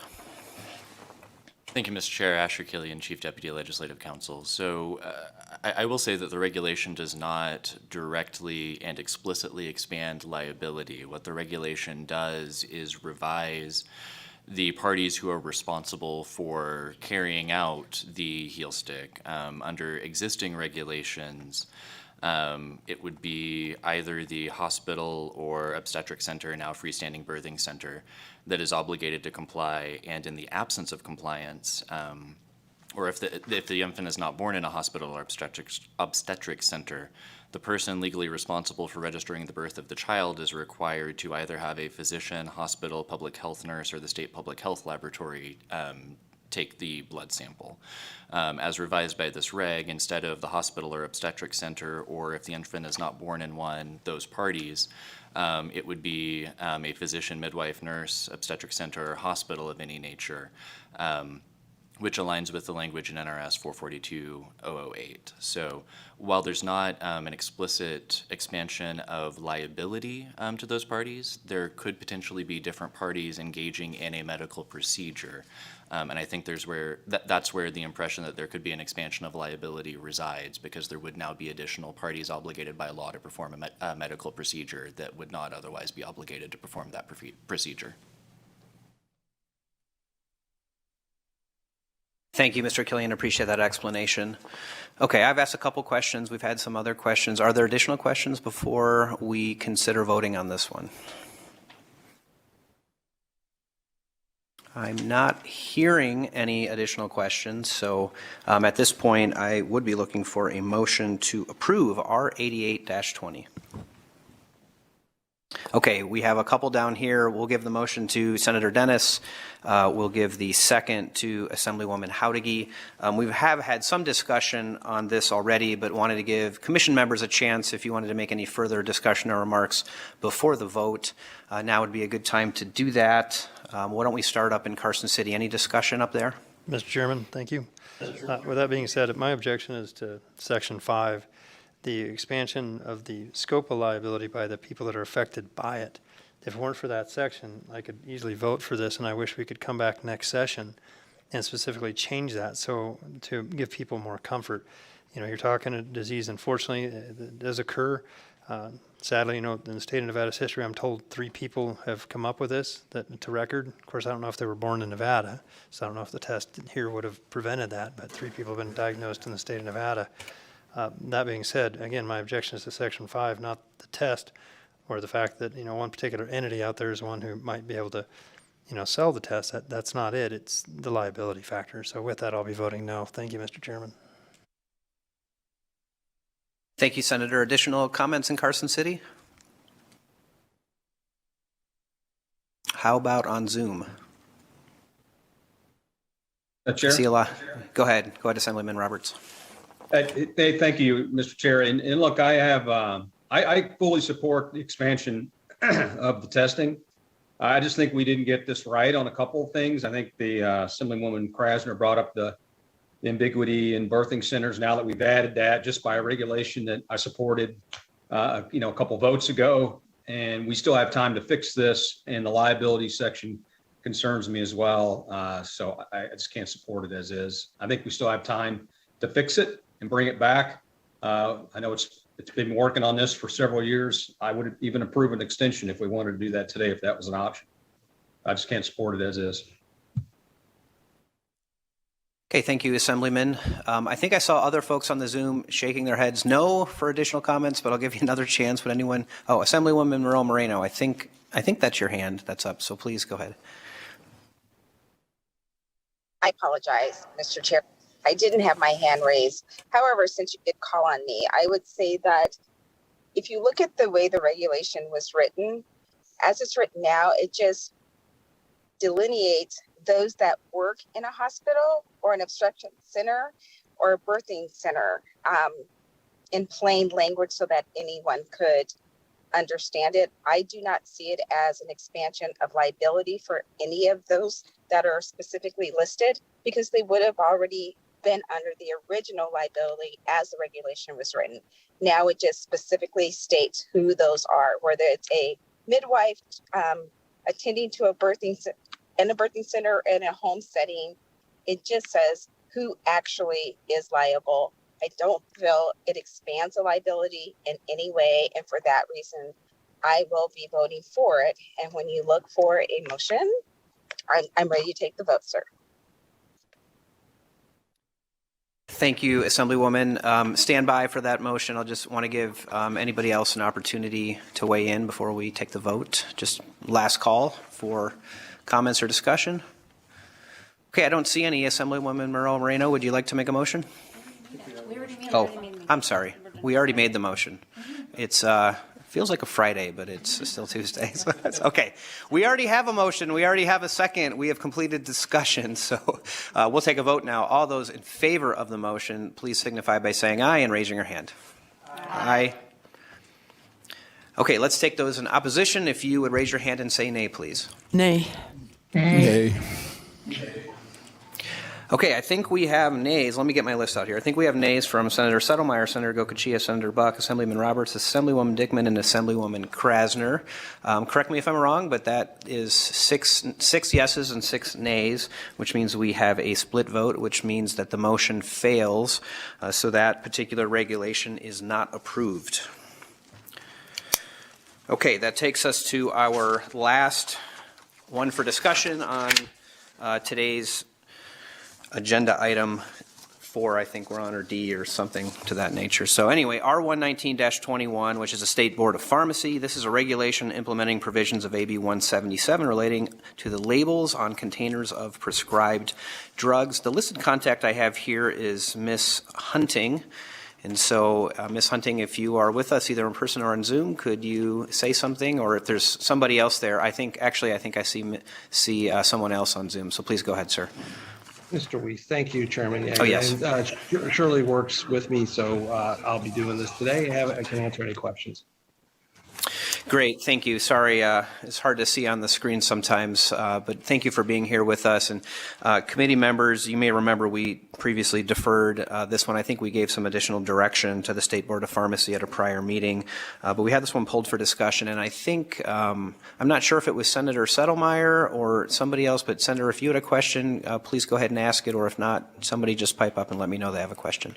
Thank you, Mr. Chairman. I believe Ms. Dickman had a question, but I think it's similar to mine.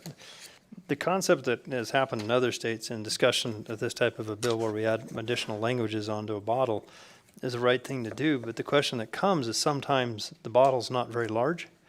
And as I mentioned earlier, having to wear glasses, I don't want to have to get a larger prescription in order to read the bottle if we get smaller. Is there an exemption that would be allowed so that if it doesn't have the ability to fit in other states, and probably shouldn't mention other states, but like Oregon has that type of an exemption where they state that if it doesn't fit on the bottle, we won't do it. Otherwise, you're making all the pharmacies, liable for something that they just physically can't really do.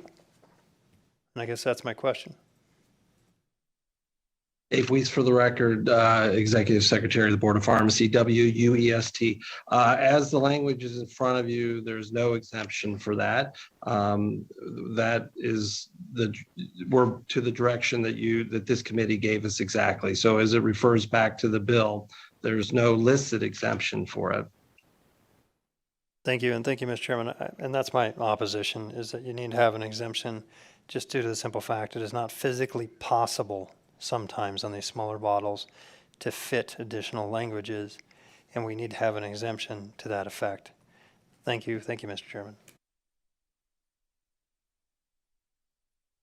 Thank you, Senator. Assemblywoman Dickman, did you have a question as well? If so, please go ahead. Thank you, Chair. The senator mostly covered it, but it's my understanding also that these pharmacists can be fined if the labels aren't, in these other languages, even if they don't fit. So, if we're going to be fining people, I don't see how we go ahead with this. As I understand it, there's been discussions of fixing it next session, but what happens between now and then? Dave Weiss, for the record, there's not a listed fine, and you can ask your own counsel that, but there's not a listed fine for this. I guess there's a possibility that the board could get a complaint and it would go through the typical complaint, but as that does, people that have complaints again in Nevada go in front of their peers, so they would weigh the circumstances. Thank you. And could we ask legal what the penalty could be if there's no penalty listed?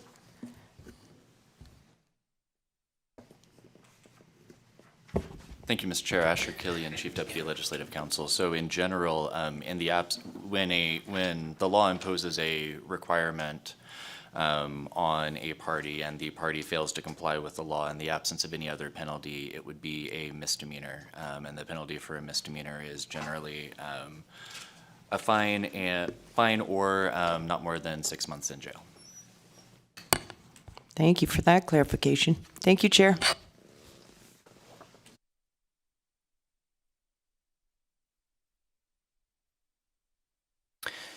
Let me ask I don't know, Mr. Weiss, if this is an appropriate question for you. Maybe it's more of a comment, but I'll just throw it out there in case you have any relevant information to add. But it just seems to me, when I go get prescriptions, we're thinking of labels, but most of these bottles seem to have these very small labels that, and with apologies to Senator Settlemyre, because you're going to have to get your glasses out, but you have to peel them off, and it's almost like a CVS receipt.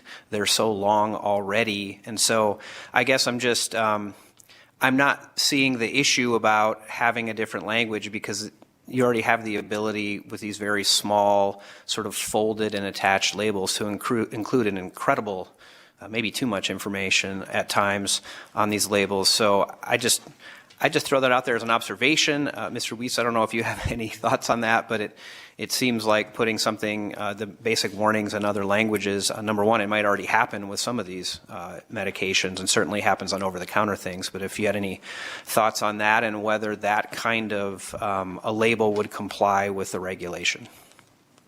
Yeah, I do. Since I work for you, I will attempt to give you my thoughts because you're asking for them. The pharmacy, I think that in certain circumstances, this could be challenging. In most, it would not be. And the pharmacies do have a way of folding the labels now, so they kind of become a flag out the side of them. I think the intent of the legislation, as I saw it, was that the information's on the bottle at the time that the patient needs it. So that's why I think there was resistance to having a separate piece of paper. Thank you for that. Any additional questions from commission members? I'm sorry for one more thing. Just go ahead. The board does not have the ability to charge a misdemeanor, so it would not be the Board of Pharmacy that would charge that. That would be law enforcement if they were to go down that path. So. Thank you for that. Certainly this is editorializing, but seems unlikely that law enforcement would spend resources going after labelers of prescription medication, but we'll let them speak for that at another time. Before we consider a potential motion, any additional questions? Mr. Chair, I have a question. Please. Can I just ask legal, just to make sure that I'm understanding it correctly? In the digest, it says that the prescription drug would be in English, and upon the request of the prescribing practitioner, a patient, or authorized representative in any of the other languages. So does that mean only at the request, or is it every prescription? Just to make sure I understand it correctly. Thank you, Mr. Chair. Asher Killian, Chief Deputy Legislative Counsel. Yes, so this would only apply if there was a request either from the patient, an authorized representative of the patient, or a prescribing practitioner for the label to be printed in a language other than English in addition to in English. Unless that request is made, the label would only be printed in English and not in an additional language. Thank you so much for that clarification. So with that understanding, I don't see it as an additional labor-intensive requirement that we're putting on our pharmacists or subjecting them to any legal ramifications because it's not attached to every prescription. So for that reason, Mr. Chair, I could support this regulation. Thank you, Assemblywoman. Additional questions? Okay, don't see additional questions. I would look for a motion to approve. I have a motion from Senator Dennis. Do I have a second? Second from Assemblywoman Housekeeping. We've had a lot of discussion. Any further discussion anyone wants to put on the record before we take the vote? Mr. Chairman. Please.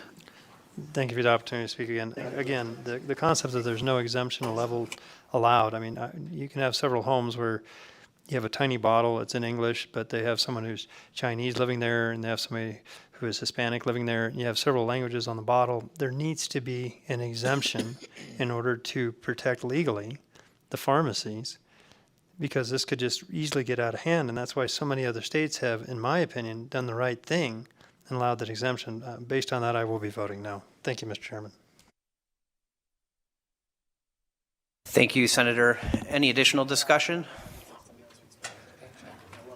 Okay, I don't hear or see additional discussion, so let's see how this one goes. All those in favor, please signify by saying aye and raising your hands, please. Aye. If there's anyone opposed, would you please say nay and raise your hand? Nay. Nay. Nay. Okay, I think we have a 6-6 split as far as I can tell. That would be noes from Senator Settlemyre, Senator Gokachia, Senator Buck, noes from Assemblyman Roberts, Assemblywoman Dickman, and Assemblywoman Krasner. That leaves us in a 6-6 vote, which means that motion fails.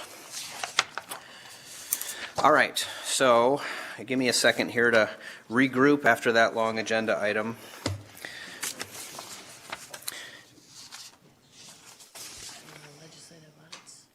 Yes, so that takes us through agenda item number 5, and it now takes us to agenda item number 6, which is the legislative audit. Specifically, item 6A is a request for approval to continue the audits currently in progress pursuant to Section 4 of NRS 218E-205.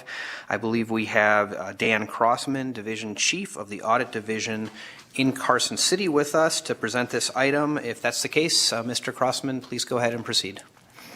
Thank you, Chair. Good afternoon, Chair Yeager and members of the Commission. For the record, Dan Crossman, Legislative Auditor. I have 2 items for consideration today for the Commission under 6A and 6B, and I will address 6A first. Under Agenda Item 6, you'll see in the packet, you'll see a letter to the Commission dated today requesting permission for the Audit Division to perform certain audits. The first paragraph in that letter does pertain to this first item. Schedule 1, which is on the next page in the packet, lists the audits we currently have in progress. Pursuant to NRS 218E-205, we're requesting approval to continue these audits. While some of these will be presented at a meeting before the start of the 2023 legislative session, some will not be able to be completed and presented before that time. As a result, we respectfully request the Commission's approval to continue these audits under Agenda Item 6A. Thank you. Thank you, Mr. Crossman. Are there any questions for Mr. Crossman about the request under Agenda Item 6A? I don't see questions here in Las Vegas. How about in Carson City or on Zoom? Any questions? Mr. Chairman? I'm not. Oh, go ahead, please. It wasn't pertaining to this one particularly, but it was just kind of on the general concept of audits. I'm not going to be here, but I've had a lot of discussion with different individuals on the opioid settlement saying that somebody ought to do an audit of the contingency fees versus how much money per hour is being paid. And I guess, this is just a request to try to have that added to the next agenda to try to have that formal discussion. Thank you, Mr. Chairman. Thank you, Senator Sotomayor. I think, for item 6A, we obviously have to limit it to what's in front of us in terms of the discussion, but, your request certainly is noted. So I guess let's try to stick with 6A. I think the request is for an extension of time for those audits. We haven't taken a motion yet, but any questions for Mr. Crossman on that request? Okay, I don't see questions, so I would be looking for a motion to approve the request to continue the audits. I'll make a motion, Chairman. Okay, please. All right, so we have a motion from Assemblywoman Krasner. I'd like to try to get a second from the Senate, so we'll have a second from Senator Cannizzaro. Any discussion on the motion? Okay, I don't see any discussion, so all those in favor, please signify by saying aye and raising your hand, please. Aye. Aye. If there's anyone opposed, please say nay and raise your hand as well. Okay, that motion does carry. Thank you, Commission members. And that takes us to item 6B, which is a request for approval of the basic audit program pursuant to NRS 218G.120. Mr. Crossman, would you like to go ahead and present item 6B for our consideration? Thank you, Chair. Again, for the record, Dan Crossman, Legislative Auditor. Under Agenda Item 6B, pursuant to 218G120, we are requesting approval of our biennial audit plan, which is included on Schedule 2 on the next page. Senator Settlemyre will be excited to see that the opioid crisis response is actually included on that list of potential audits for us to consider.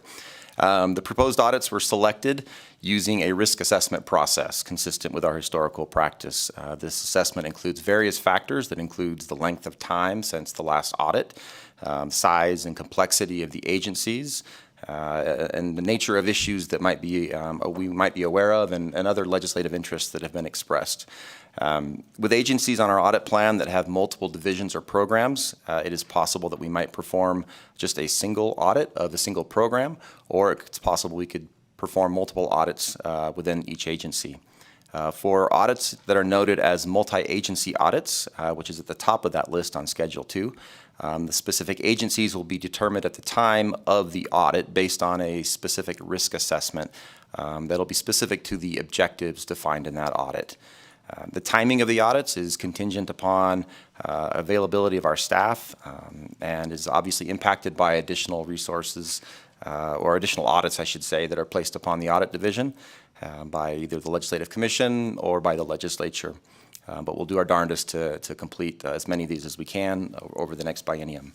And with that, Chair, I'd respectfully request permission of the Commission to, or ask the Commission to approve Agenda Item 6B, our biennial audit plan. Thank you. Thank you, Mr. Crossman. Any questions for Mr. Crossman? I don't see any in Las Vegas. How about in Carson or on the Zoom? No questions. Could I move to approve?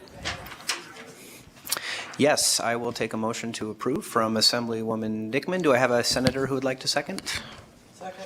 We have a second from Senator Harris down here in Las Vegas. Any discussion on the motion? Okay, I don't hear discussion. All those in favor, please signify by saying aye and raising your hand. Aye. And anyone opposed, please say nay and raise your hand as well. Okay, that motion carries unanimously. That then takes us to, so much paper in front of me today, takes us to agenda item number 7, which is a presentation related to the Oral History Project. And I believe we have Mr. Nick Anthony, Division Chief and Director of the Research Division, who will be presenting this item today. I'm not sure if he's there in person or on Zoom, but Mr. Anthony, whichever manner you're joining us, please feel free to go ahead and present. Thank you. Thank you, Chair Yeager and members of the Commission. Nick Anthony, Research Director of the Research Division, appearing today as nonpartisan staff, the Legislative Council Bureau. Before you today on Agenda Item 7 is an informational item relating to the Nevada Legislature's Oral History Program. Within your meeting packet, you do have a set of materials there, including a memo from myself along with a fact sheet and a snapshot of what the current legislative oral history program looks like on the website. Just by way of brief background, the oral history program started in 2007 via legislative appropriation that session. We went out, the research division then went out on an RFP and retained outside experts to conduct 17 oral histories of former legislators as well as one of a former staff member. Since the 2008-2009 interim, in 2015, the legislature codified the oral history program and enshrined it as a duty of the research division in statute. That's why I'm here before you today. It is enshrined in statute in 218A.350, thus this report before you today. Largely since it's been in statute, the way it's written, the oral history program is contingent upon available funding. There has not been any additional funding allocated to the program, so there have not been any additional oral histories completed since the 2008-2009 interim. Thus before you is a policy option. Should the Commission wish to move forward with the oral history program, there are two different options. One avenue would be the introduction of a BDR during the 2023 session, which would appropriate funding. The research division would then go again to an outside RFP and solicit bids and find an available vendor to conduct those through a professional, nonpartisan setting. The other option would be for the Commission to direct the research division to conduct oral histories via our own internal staff. There would be considerations there in terms of expertise, staff time, travel, and the like. So with that, Mr. Chairman, that's the current status of the report. Based on Commission direction, the Research Division would be pleased to return at a future date and lay out a plan, policies, and procedures, which would then be up for Legislative Commission approval at that time. With that, I stand available for any questions. Thank you, Mr. Anthony. Any questions? In Commission, we don't have a specific request in front of us. As Mr. Anthony noted, we have a few different options today, which I think range from requesting a BDR, directing research to sort of do this on their own, or we can ask them to put together a proposal, as Mr. Anthony just said, to bring back to a future commission for future consideration. But before we do any of those things, I wanted to give commission members a chance, if they had questions about the program, that you'd be able to ask Mr. Anthony those questions. So any questions about the oral history project? That seems like it's been stalled for a little while, but was clicking along there for a bit earlier, years ago. So any questions here in Las Vegas? No questions. How about in Carson City or on Zoom? Any questions? No? Well, I'm not sure if this takes a motion or not, so I'll ask legal counsel. But I think probably, given that, I think for a number of us, this might be the first time we're hearing about this program, that I think it would make a lot of sense for research to put together a proposal and some more information about what a potential bill draft request could look like for the legislature, should this commission decide to ask for that, and bring that back to a future meeting for action. So is that something I need a motion on? Yeah. So does that sound like something the commission would be willing to approve, to simply ask research to do a little bit more planning and bring us back something a little more concrete that we'd be able to look at and approve? I would like to make that motion, Chair. Okay. We have Assemblywoman Housekeeping has agreed to make that motion. So again, we're not agreeing to do anything other than consider this with a little more information at a future date. So do I have a second on that motion? I have a second from Senator Dennis, and Senator Buck raised her hand too. So we'll give Senator Buck the second, because she hasn't had a chance yet to make a motion or a second in today's meeting. But before we take a vote on that, any discussion on the motion? And I should ask Mr. Anthony, is that clear enough direction in terms of how the motion was made? It is, Mr. Chairman, and we'd be pleased to return in a future agenda with additional information. Great, thank you. Okay, additional discussion? Seeing none, we'll go ahead and take the vote. All those in favor, please signify by saying aye and raising your hand. Aye. If anyone is opposed, would you please raise your hand and say nay? Okay, I don't hear anyone in opposition, so that motion carries unanimously. Thank you, Mr. Anthony, for bringing this to our attention, and we look forward to an update at a future meeting. That takes us now to agenda item number 8, which is appointment of members to the Commission on Minority Affairs, NRS 232.852. And we have Ms. Erdos here, Director of the LCB, who will present this item. And so first, would you like to explain item 8A, which is the rescinding of a previous appointment? Yes, thank you. Item 8A is basically a little bit confusing, and I apologize for that, but so we were asked by this body, the Commission on Minority Affairs, to take the action of rescinding the appointment of Jose Melendrez to an additional term of the Commission on Minority Affairs. The Chief Deputy Attorney General who advises this body advises that the term that this commission appointed him to violates the statute. What happened is that Mr. Melendez actually served like a few months of the person before him's term, because that person had left early. So in addition to the 2 years that he just served of his, what they call his second term, he had served a few months in the other one. And according to the AG's reading of NRS 232.852, that's not legal. So what they have asked us to ask you to do is to rescind your action whereby you appointed him to an additional term with the understanding that Mr. Melendrez would continue to serve because he is allowed under the statute, and again, the Chief Deputy DAG agreed with this, that he could serve until a successor was appointed, and the plan would be not to appoint a successor until the 2 years are up for this term. So if you would like to. I would tell you that the Commission on Minority Affairs is very excited to have him as a member and would like him to continue. Thank you, Ms. Erdos. Does anyone have questions about that description of the conundrum we find ourselves in? Okay, I don't see questions. So again, the motion would be to rescind the action of this commission where we appointed Mr. Melendrez to serve a new term on the commission. Acknowledge that he has agreed to continue to serve until a new member is appointed to replace him because he basically stepped in to fill a couple of months of someone else's term, and I don't think he should necessarily be penalized for that. So this will allow him to serve until we find a replacement for him. So if someone is willing to make that motion, Senator Dennis made the motion and Assemblywoman Housekeeping made a second. Any discussion on that motion before we take the vote?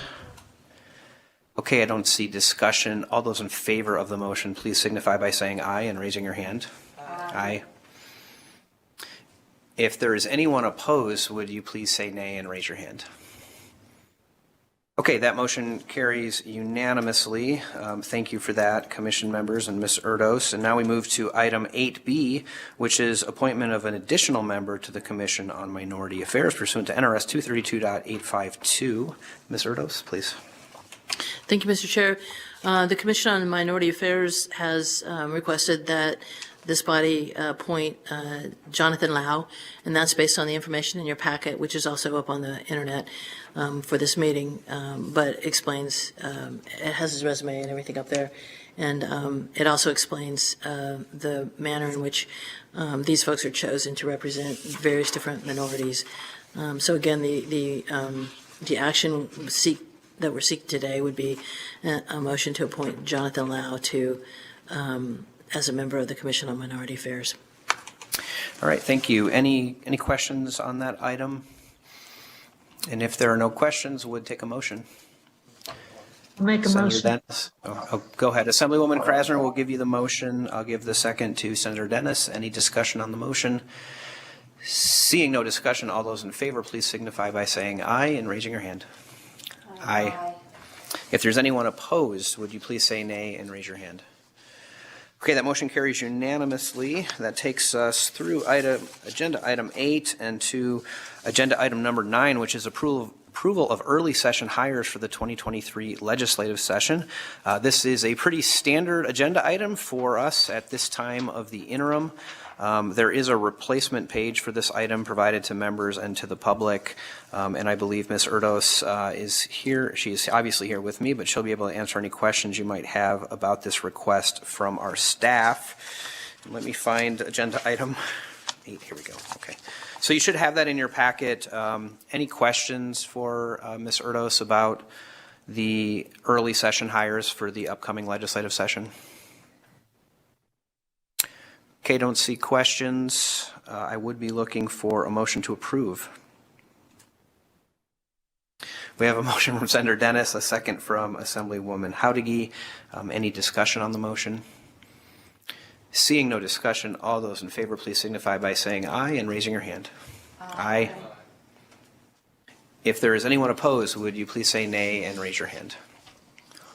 Okay, motion carries unanimously. We are whipping right through this thing. So just a couple more items to go. That'll take us next to agenda item number 10, which is an informational item only from our LCB director, Ms. Erdos. It's a status report of our legislative capital improvement projects, which those of you who've been to Carson City lately, you've seen evidence of the work that's being done. You do also have a handout in front of you, and I think that's available to the public as well. So, Ms. Erdos, what is going on with our capital improvement projects?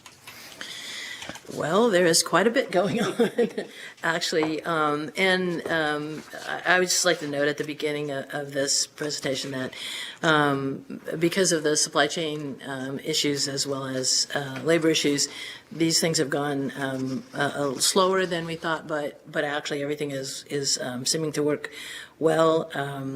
The roof replacement, if you recall, you used to look out and you would see gravel on the roofs of the other, like over the chambers, and all of the roofs had gravel on the top with a layer of tar, and that way of providing a roof just plain leaks in a cement building. So we have like bladders, big, huge, which is a big tarp hung on the first floor rooms, a lot of them, because there's so many leaks. And so so all of the gravel was removed. There were actually big cranes out there. All of the gravel was removed. And instead, there's a heavy layer of really amazing material that will keep us dry and will not allow, it's all sealed, so it's supposed to be for 30 or 40 years. You will not have water coming down the walls on the inside of the building. This will not fix the water coming down the walls on the outside of the building, which do contribute to some of those leaks as well. But this should take care of all of our roofing problems, and it will be completed in mid-November.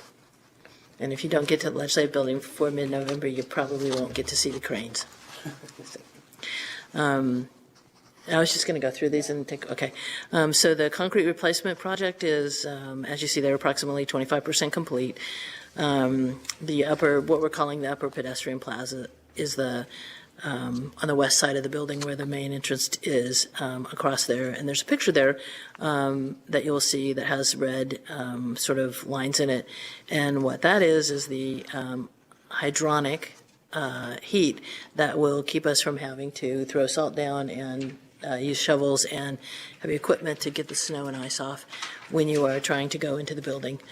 So this is estimated to pay for the hydronics to pay for itself based on all the deterioration, which is why we're replacing in the first place of the concrete within the first year or two. So we hope that is the case and that it keeps our sidewalks clear. And this, what you can't see in this picture is that it goes all the way out to the street so that access from the front will be complete and then access from the back will be complete. The rest of the sidewalks, which we are mostly replacing in the whole mall, it goes all the way over to that wrought iron fence that's by the Capitol. The rest of that won't be. We just are doing it for access to the building.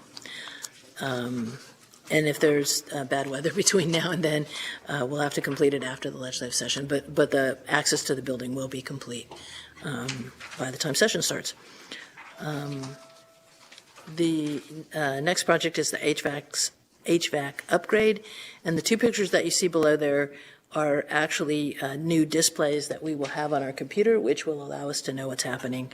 If you look in the one on the left, that sort of like pinkish area is where it's too hot. And so basically, these will hopefully allow our staff or building staff to actually make you comfortable before you know that you're really hot or really cold.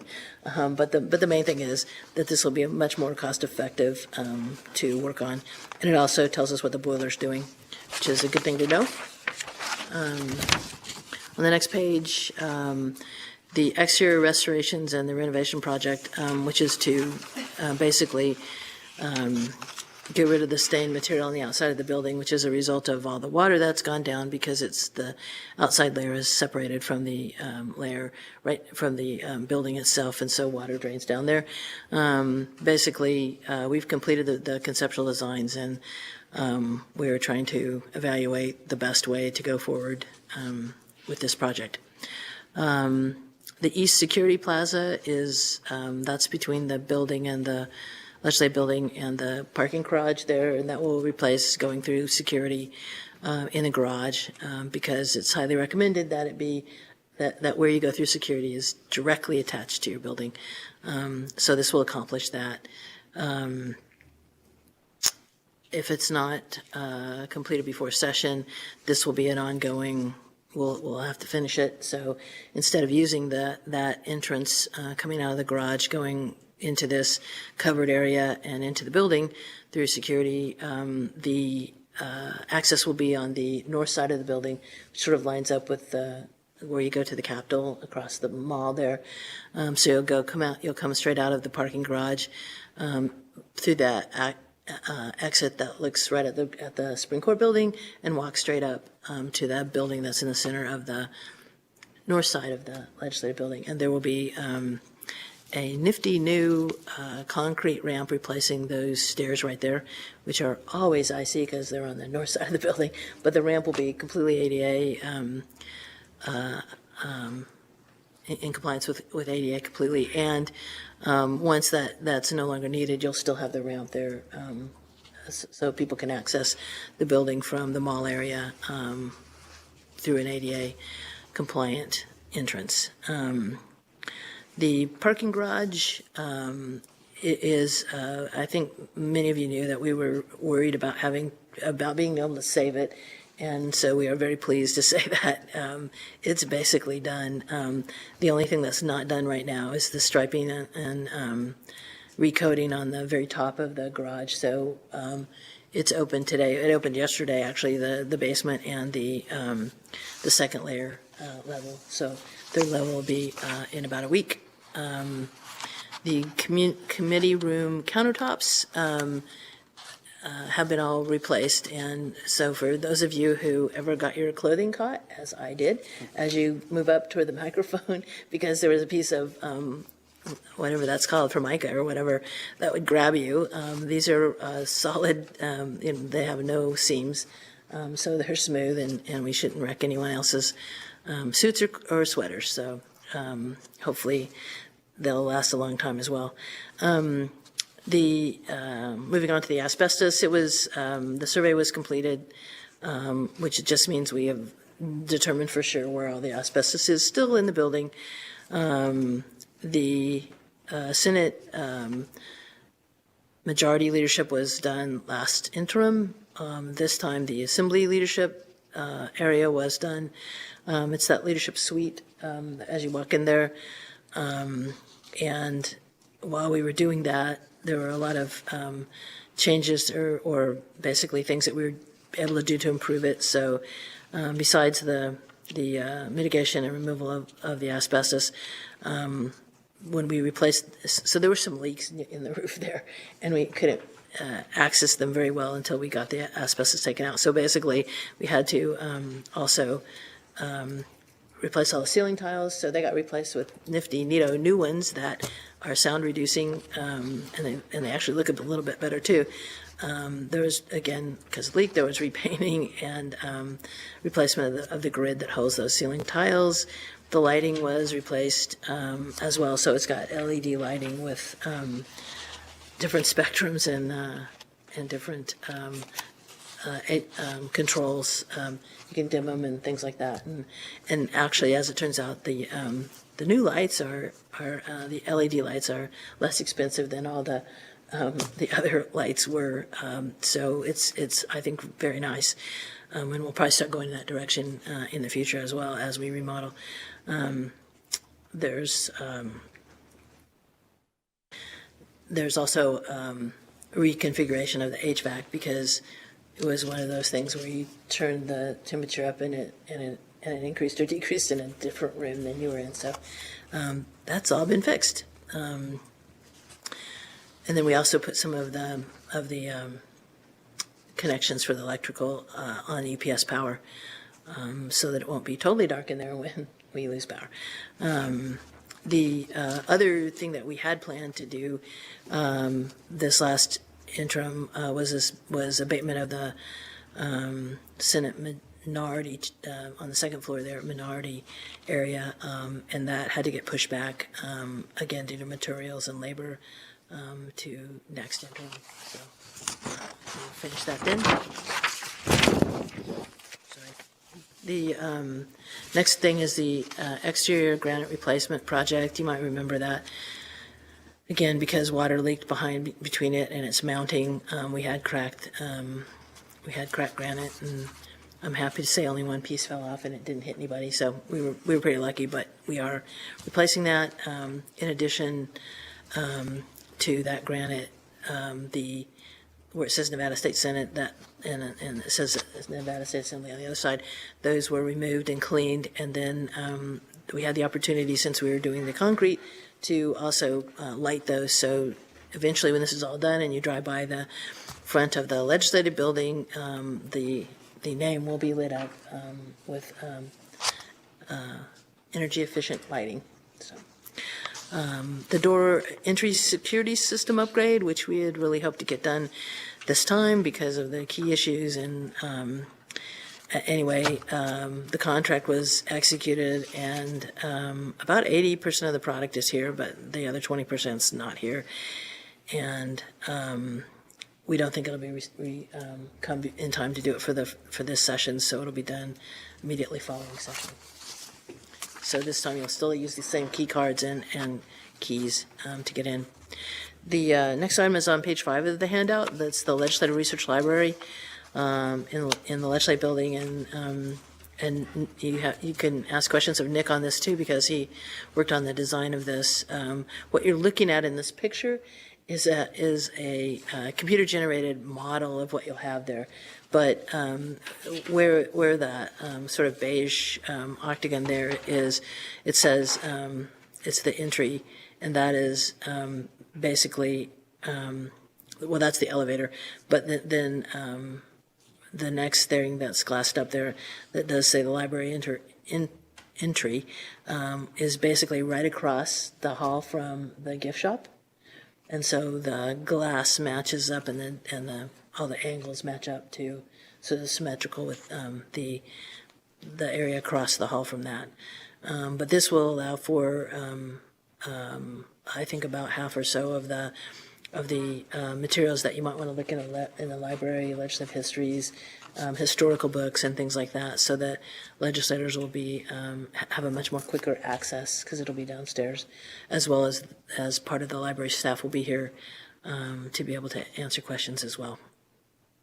And we believe that'll be done the same time. We married that to the East Security Project because there was a lot of savings to include them both together. So that'll be done at the same time as the pop out for the security on the east side of the building. Then we have 3 things to report that we're really done with, which feels very nice. The UPS lighting project, I don't know if you remember this, but the emergency exit lights weren't on UPS, so when you had an emergency and the power was out, the exit arrows didn't light up. So that's been fixed. Then we replaced the 2 cooling towers on the roof that were totally disintegrated, and then we did get a new generator because ours is like 50 years old, but the chips and everything didn't come, so that will be a project that we finish right after the 2023 session. So that's what I have for you today.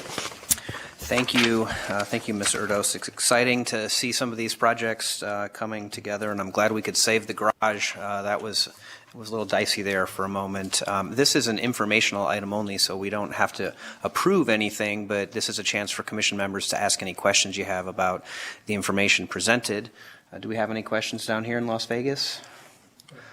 Go ahead, Senator Dennis. Thank you. So on the research library, is that where the cafeteria and all that area is? Is that what this is? Yes, that is where the area where the kitchen and that facility was, where you could get coffee and stuff. Okay. How about up in Carson City or on Zoom? Any questions about all of our capital improvement projects? Or is everyone worn down after the last couple of hours? Thank you for the parking garage. Senator Gochia, we're going to make sure you get that really small parking spot for your giant truck. And go ahead, Assemblyman Roberts, did you have a question? Just a comment. I'd just like to thank Director Erdos. I think a lot of people don't realize the amount of work that you have to put in to get all this stuff done. I mean, this just isn't just a minor project, man. It sounds like the whole building and the parking garage was about to collapse, and she saved it. So I just want to say thank you, Brenda, for all your hard work. And I know it's a pain having for everybody to come and go in a building that's basically under construction, but you guys have done a great job, and I just want to say thank you. Yeah, thank you, Assemblyman. Very well stated. I know she's been working hard on this for a long time, so it's going to be nice to see some of these improvements. Additional questions? Okay, don't see additional questions, so that closes agenda item 10. Just a couple more to go. Next is agenda item 11, which is consideration of a Legislative Commission resolution celebrating the 111th anniversary of the National Day of Taiwan and recognizing the 37th anniversary of the sister state relationship between the state of Nevada and Taiwan. And we have Ms. Erdos here again with us to present this item. I think the text is in your packet, and it's on the website for the public.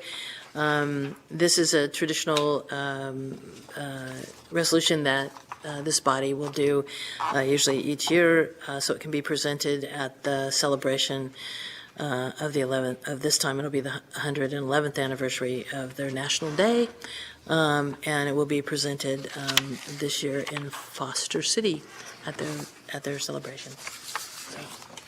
That's correct. I think it's October 6th, right, this year in Foster City. They'll be doing the celebration. So we do need to take a motion on this one, but any questions before we take a motion?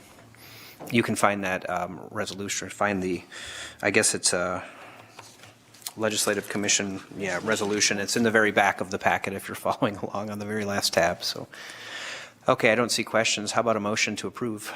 Senator Dennis. I'll make a moves to motion. approve. Okay, Assemblywoman Krasner will give you the second. Senator Dennis made the motion here.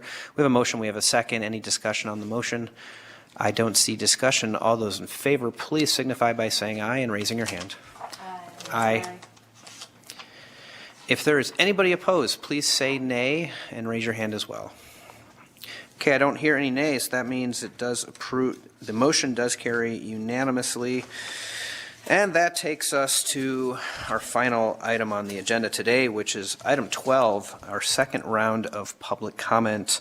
As stated before, you will have 2 minutes to provide public comment.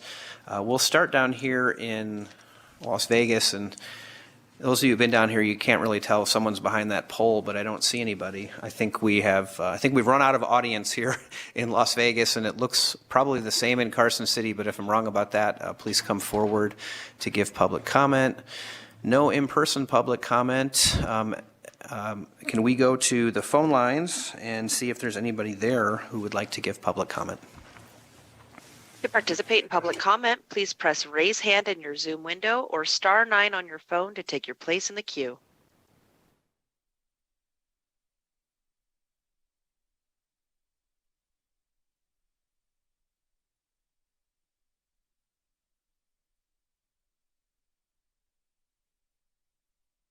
Caller, you are unmuted and may begin. Hello, my name is Stephanie Alcanza from North Las Vegas. I am a mother of a child born with spinal muscular atrophy, and I'm very disappointed in the decision of not implementing SMA in terms of newborn screening panel. My son Aiden was born in January of 2021 with SMA, a rare genetic disease that causes debilitating muscle loss and is usually fatal by children by the age of 2 if not diagnosed in a timely manner. Because Nevada is one of the only 2 states that does not screen for SMA, we did not receive our son's SMA diagnosis for another 23 days after birth. In these 23 days, my son stopped swallowing on his own, was no longer to breathe without assistance, and lost all movement in his body.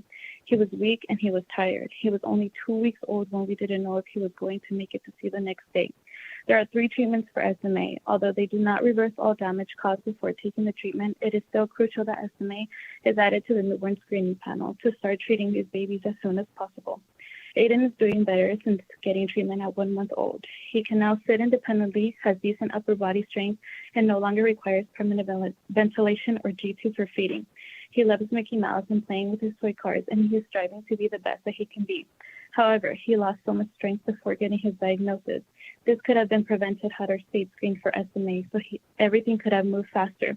There have been already fatal cases of children with SMA passing away in Nevada due to late SMA diagnosis, and there are much more than just 3 people born with SMA in the state of Nevada. While approval of newborn screening regulation will not directly benefit Aiden today, it will help other Nevada families of children born with SMA. More than 60,000 Nevada residents are SMA carriers, according to Cure SMA organization. If both parents are SMA carriers, every child they have together has a 25% chance of being diagnosed with SMA. It is the right thing to do, and I respectfully ask that you approve the newborn screening regulation immediately to screen for spinal muscular atrophy to help save future babies. Newborn screening will give future Nevada residents born with SMA their best shot at life and success. Thank you. Thank you for your public comment. Is there anyone else on the public comment line? Chair, there are a few other people on the line, but they do not have their hands raised to participate at this time. Great. Let's just give them a quick minute just to make sure that there's nobody who wants to participate. And if not, we will adjourn. But let's just give them about 30 seconds or so. So if you did want to participate, please press the raise hand in your Zoom window or *9 on your phone to take your place in the queue.